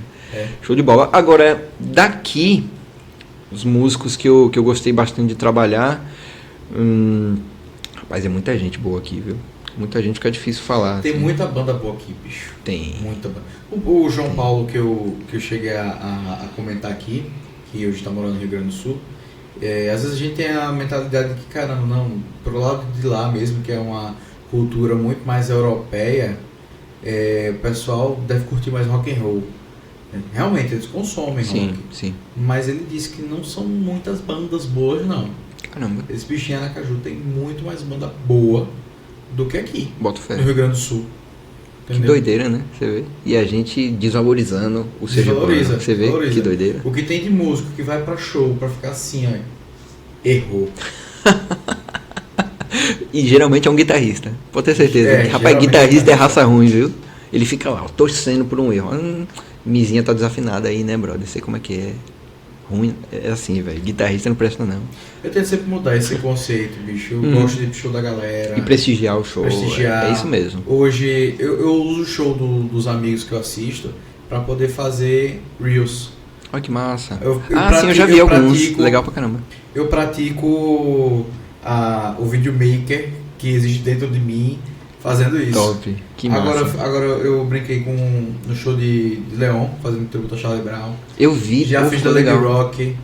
Essa semana, tava na praia, aí eu tava com a câmera fazendo um ensaio. Fez com o Nazi, da Trinca Fiz Pop, umas né? fotos. Não, ali foi Igor Rotzi. Ah, Igor Rotzi. E Nazi tá tocando baixo. Pode crer. Também. Eu sempre faço, velho. Pô, Eu gosto pra hora. caramba de tudo que eu puder fazer pra dar uma fortalecida na galera. Porque eu sei como a vida de músico aqui é sofrida. É sofrida pra caramba. E uma coisa que é muito comum em São Paulo, que é uma coisa terrível, é quando tem várias bandas numa noite, o cara chega próximo da hora de tocar, acaba o show, junta as coisas e vai embora. Uma coisa que eu tenho feito, que Thaís faz bastante também. Doido, a gente vai tocar como primeira banda? Beleza, chega lá, faz o nosso. E a gente fica pra curtir o show da próxima banda. Não até o final, porque às vezes é cansativo. Mas pelo menos metade do show da outra banda a gente vê, tá ligado? Quando a gente é a banda do meio, chega antes pra ver o show da banda que tocou antes. Fica lá na frente, tá ligado? Isso, por exemplo, em caso de show, né, no Clash, no Stones, rola muito. A gente vai lá no show, por exemplo, teve dia que a gente foi ver Clube 80 tocando axé, eu e ela, e a gente foi só pra curtir.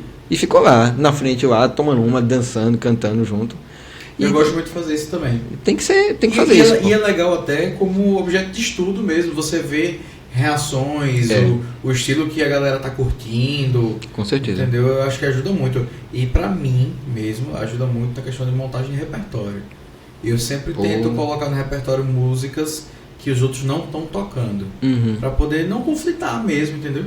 Já passei por uma experiência super chata de fazer um show mesmo lá no Stones.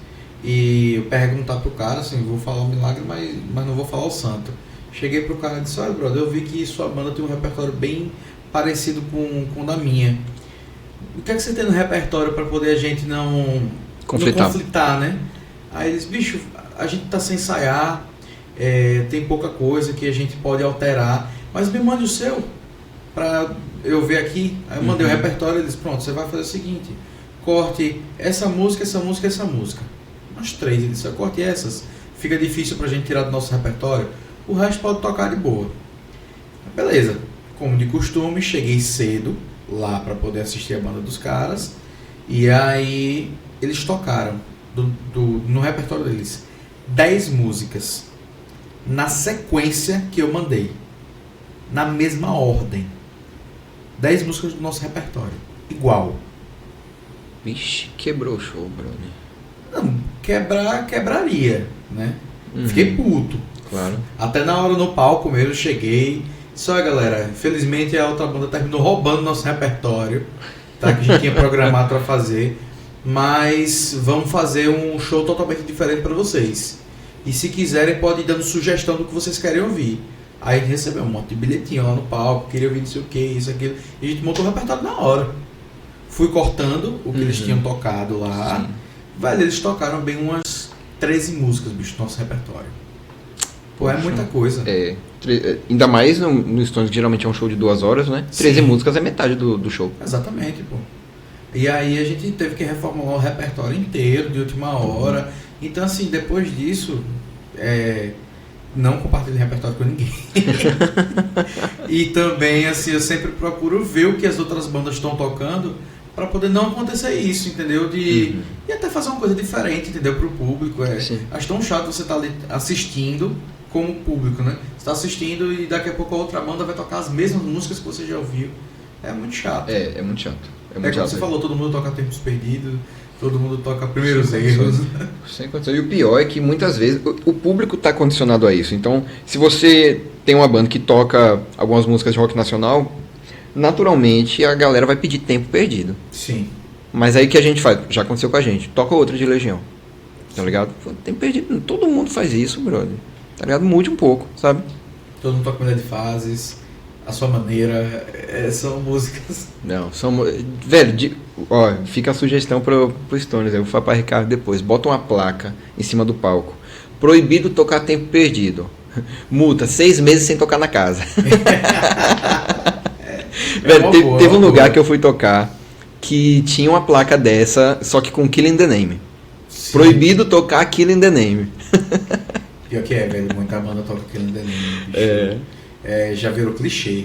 Uhum. Other Side, Other Side, pode crer. todo mundo, Red Hot, todo mundo pega Lose My Religion.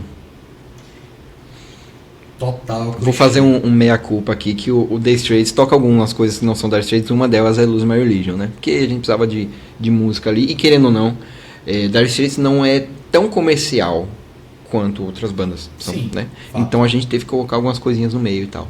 Hoje a gente acabou até tirando, porque agora a gente tem sax, né, na banda e tal, então colocamos mais música com sax, acabamos incorporando aí. Colocou o Careless Whisper. Pô, tem um. Porque às vezes aí que o cara tem que ter voz pra cantar. Tem que ser o próprio George Michael. Vou botar um brincozinho de cruz aqui e tal. Mas tem. Eu fiz um gesto aqui que não dá não pra mostrar nas câmeras. Ai. E assim, um álbum que marcou pra você, velho, é o que marcou pra mim mesmo, bicho. É eu difícil, lembro, né? eu lembro de Cabo a Rabo, Power Slave, marcou muito pra mim. O Highway to Hell também é um álbum É um álbum foda. muito bom. Agora, tem um álbum que não tá no Best Of, mas tá no meu Best Of, que é um álbum chamado Nine Lives do Aerosmith. Eu sei qual é, que tem um gato esticado assim. É. Rolling My Soul, Bicho, a melhor agora, música do álbum. Porra, aquilo ali é muito bom, velho. Eu muito te bom. entendo, é muito bom. Nine Lives pra mim é o melhor do Aerosmith, cara. Eu gosto muito daquele disco. Get a Grip também é bom, mas pra mim o Nine Lives é o melhor. Nine Lives tem Pink também, que é uma música legal pra Pô, massa demais. Aí, tá vendo? Bom demais. Cara, agora um álbum pra mim. Olha, vou falar alguns, né? Power Slave é um excelente álbum, mas pra mim, acho que do Iron, assim, Somewhere in Time. É muito bom. Pô, Iron é muito difícil, cara. Eu cresci escutando Iron. Peace of Mind também é maravilhoso. Do AC/DC eu citaria o ao vivo. Esse por questões Termina sendo afetivas. quase uma coletânea. Uma coletânea, exato. Mas se fosse um álbum de estúdio do AC/DC seria o Razor's Edge, que tem Thunderstruck, tá ligado? Sim. Black Album do Metallica, pra mim é um álbum muito bom, mas o Pô, melhor do muito Metallica é o Ride the Lightning. Pra mim é a melhor coisa que o Metallica fez foi o Ride the Lightning. São praticamente bandas diferentes ali, né? velho? São. Mas eu adoro o Black Album. Pra mim, se fosse pegar um do Metallica, não, qual que você curte? É o Black Album, muito bom, né? Em todos os quesitos. Timbre, principalmente. Eu acho a masterização daquele disco é impecável. Fenomenal. As músicas em si, outra música também clichê que todo mundo quer tocar, Enter Sandman. Enter Sandman, total. Ou quando não, Nothing Else Matters. Né? Também. São bem clichês. Outro que eu gosto também, só que aí geralmente a galera torce o nariz, que é o Reload. Eu gosto acho demais massa, do Reload. Eu cara. acho legal pra caramba. Só tipo, não é o thrash metal lá do começo da carreira, mas como se fossem bandas diferentes. Agora, se fosse pra resumir, cara, eu citaria 2 álbuns que foram escola para muitas outras bandas e artistas que surgiram depois. Um é o Songs in the Key of Life do Stevie Wonder. Então nessa parte do soul, do groove e tal, foi quase pioneiro. E o outro é o Led Zeppelin 2, tá ligado? Bom pra caramba. Agora, você vê, eu citei tanto o álbum, a ideia era falar um só, né? Agora pra mim o álbum supra-suma e que mudou a música foi Thriller, do Michael Jackson. Tá ligado? A partir daí... Pra um guitarrista. Né? Pois é. Foi pro mundo. Foi pro mundo, Foi pro mundo, isso foi. Como guitarrista, acho que eu ficaria nos 2 que eu falei antes, do Steve Wonder e do Led. Mas o álbum que mudou a música pra mim foi o Thriller. Pra mim, assim, teve todos esses que eu falei, mas dos que eu mais ouvi, não por eu colocar pra tocar, mas ouvi por osmose, por conta do meu pai, foi o Tom Sawyer do Rush. Muito bom. Meu pai é viciado no Rush. Muito bom. E eu sempre ouvi a minha vida inteira. Era ele que tinha o cover de Rush? É meu pai. Pô, Ele tem o baixo, o Fender Geddy Lee. Caramba. Ele canta, toca baixo, teclado. E faz o synth. E faz o synth também no Caramba, pé. Eles estão voltando a ensaiar agora. Olha que legal. E assim, pronto, é uma banda que não é comercial pra aqui, entendeu? Mas os caras estão fazendo. E aí, como eu falei, eu disse, pô, pai, você vai fazer um tributo ao Rush, mas sabe que ele vai tocar quase nada. Ele disse, mas a gente gosta de tocar, gosta de fazer isso. Qualquer show que a gente tentar fechar vai ser legal pra gente. Sim. Tem pessoas que vão porque gostam de Rush. Sim, entendeu? sim. Tem o lance da satisfação pessoal também, de tocar o que Sim, gosta. sim. Conta muito, né? E se eu não me engano, é o único cover do Rush no Brasil, que são 3. Tem muitos covers do Rush que são 4 integrantes, 5 integrantes. Pode crer. Esse deles realmente são 3 pessoas só. É. Bateria, o baixo, que é baixo vocal guitarra, Sim, e a guitarra. Mesmo.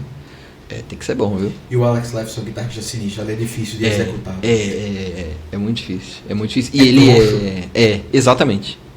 Ele é muito fora da curva, tá ligado? Com as suas devidas proporções, eu acho que o Andy Summers, do Police, ele segue mais ou menos uma mesma linha. Ele, o The Edge, tá ligado? Só que no caso do Police e do U2, não são coisas difíceis de tocar como é tocar o Lifeson do Rush, né? Mas é muito particular, tá ligado? São guitarristas que eu admiro muito, eu não falei antes, porque eu não cresci ouvindo, mas são guitarristas que eu admiro muito pela originalidade, tá ligado? Sim. O cara conseguiu... velho, eu admiro muito isso, cara. Porque o cara, Ed é foda, ele é fenomenal. Velho, o instrumentista que consegue ser reconhecido sem abrir a boca, pra mim ele merece muito respeito. Porque a voz é muito particular, né? Então, por exemplo, se eu for no Stone e estiver de olho fechado, escutar você cantando, eu vou saber que é você, né? Porque todo mundo tem uma voz diferente. Mas com o instrumento é muito difícil. Por exemplo, se eu compro o instrumento do cara, o equipamento, o gear do cara, tá ligado? Eu consigo soar parecido com ele. Agora, pro cara criar isso e ter essa identidade é muito difícil. É muito difícil.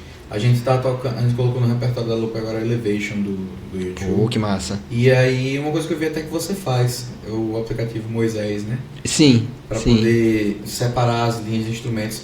E bicho, quando a gente foi ouvir a guitarra, colocar... Tinha várias. Não, você não escuta. Porque ela se confunde com o teclado. Ah, sim. Entendeu? Aí você tem que botar a opção do Moisés que é só pra 4. Que é só pra 4, exatamente. Bicho, é impressionante a linha de guitarra daquilo ali. Ele consegue fazer uma guitarra só como sintetizador. Consegue, ele é fenomenal. E ficar excelente. Fenomenal.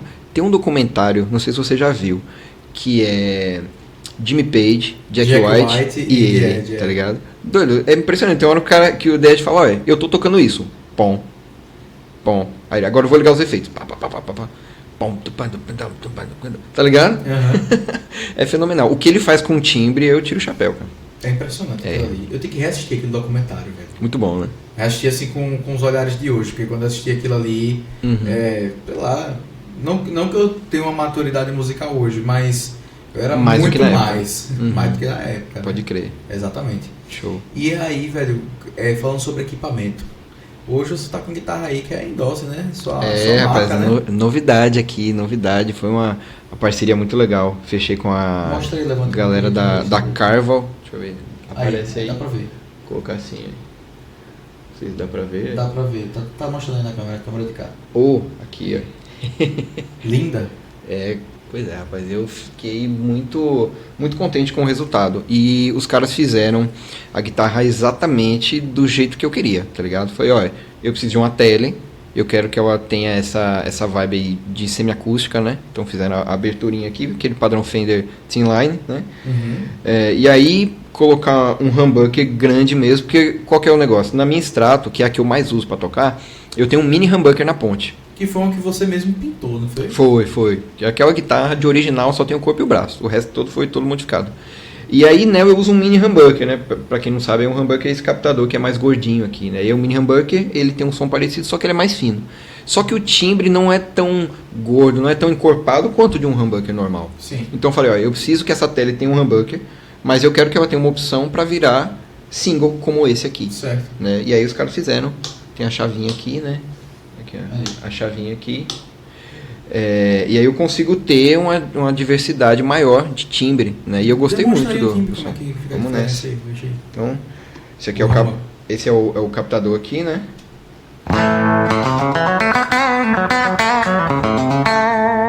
Som mais gordinho, né? Som mais gordinho. Agora, se eu levantar aqui, quer dizer que ele é um som bem mais magro. E aí, eu tenho outra sonoridade quando eu combino o som dos dois captadores, quando eu deixo na posição do meio. Aqui seria ele padrão, né?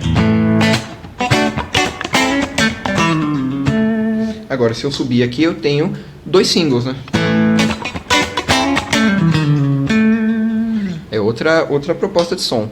terminou virando uma tela versátil pra caramba, né? Exato. Eu tenho uma tele com humbucker, eu tenho uma tele com single na mesma guitarra, né? Pô, massa demais. E aí, fora ela, o que você mais usa de equipamento mais? De guitarra eu tenho a Strato, né, que também é uma guitarra extremamente versátil. Por exemplo, Strato é. Na minha cabeça, o guitarrista, para ele tocar de tudo, ele precisa ter no mínimo um Strato e um Les Paul. Exatamente. Não, e dependendo da Strato, ele não precisa da Les Paul. Inclusive é um negócio que eu até ia comentar agora. A Strato é o modelo de guitarra mais versátil de todos. Você toca tudo com a Strato. Por exemplo, se você tiver um Strato que é humbucker, single e humbucker, já foi, tá ligado? Então, pronto, eu tenho essa Strato que é super versátil. Inclusive eu consigo tirar um timbre parecido com um timbre de tele na Strato, por uma modificação que eu fiz. E eu tenho a Les Paul, né, que foi aquela lá que foi uma dificuldade do caramba para pegar. E aí de violão, eu tenho um violão de nylon que eu uso mais para dar aula e gravar algumas coisas em casa. E um violão aço. Eu nunca tive nylon, velho. Eu gosto muito. Tem algumas coisas que você vai tocar que não fica bom no aço. Você vai tocar um MPB, um samba, uma bossa nova, tem que ser no nylon, tá ligado? Fazer a baixaria dos graves e tal, né? Não tem jeito, tem coisa que só funciona no nylon. E aí eu tenho o violão aço, que geralmente é o que eu uso para fazer o voz e violão por aí, né? E aí pra brincar tem o baixo, que às vezes eu faço uns freelance. Eu já vi você fazendo freelance de baixo canhoto também. Um baixo de destro que eu só inverti as cordas. Então, não é muito ergonômico. Geralmente me cansa muito fazer um show de 3 horas, por exemplo. Teve um dia que eu fiz 2 freela de baixo no mesmo dia, eu saí com o ombro moído, cara. Porque o baixo, como ele é maior, obviamente ele é mais pesado. E como ele é para destro, eu tive que adaptar para conseguir colocar a correia. Então ele ficou muito mais pesado. Parece que ele é muito mais pesado, entendeu? Sério? Sério. Porque ele tem essa barra batendo aqui bem comprida. Só que quando eu coloquei pra canto, ela ficou embaixo. Então eu tive que prender aqui, mais ou menos, no meio do corpo. Aí meio que o centro de gravidade, eu não sei explicar isso, ficou mais pesado pra mim. Então dói muito mais o meu ombro, saca? Aí eu tenho o baixo e eu tenho um cavaquinho que eu uso pra tirar onda de vez em quando. Vai, leva no churrasco e tal, tá ligado? Hoje ninguém me chama pra um churrasco, pra uma festa, pra dizer, não, leva o violão, leve a câmera. Bicho, não levo. Pode crer. A gente passei o final de semana agora, a gente foi pra praia com o Jones. Sim. Até o Jones chegou e disse, bicho, não vamos levar violão não, velho. Vamos levar nada não. Quero descansar. Vamos aposentar os dedos aí um pouquinho. Sim, foi. Inclusive no começo do ano eu passei uns dias conhecendo uma parte do Nordeste aí, não quis levar nada. Brother, estou de férias, tá ligado? Pô. Tipo, música é o meu prazer, sabe? Mas não, pô, eu quero descanso. Eu faço isso o ano todo, tá ligado? E só pra concluir a parada dos equipamentos, de pedal e pedaleira é o que vocês estão vendo aqui, né? Voz e violão eu uso só ela, guitarra, dependendo do local, eu uso só ela. Você chega a levar a pedaleira pra poder usar pro violão? Sim, porque eu uso muito loop. Eu gosto de fazer solo, então eu gravo a base e tal. E tem um presetzinho de violão que tem um reverb, um equalizado e tal. Fica um som mais legal. E de amp eu tenho um amp pequenininho. Eita caramba! Pequenininho. Sim. A dicção tá em dia, né? Que eu uso para estudo ou para ensaiar em alguns lugares que não tem ampli. E eu tenho um ampli maior que eu uso em alguns shows. Que aí tem um som mais bacana, é um Hi-Watt.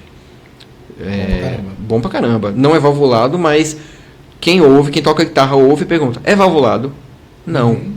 Não é valvulado? Não. Caramba. Geralmente a reação é essa. E tem um timbre do caramba. Muito bom. E esse agora, ano 2023, quais os projetos que você tem pela frente?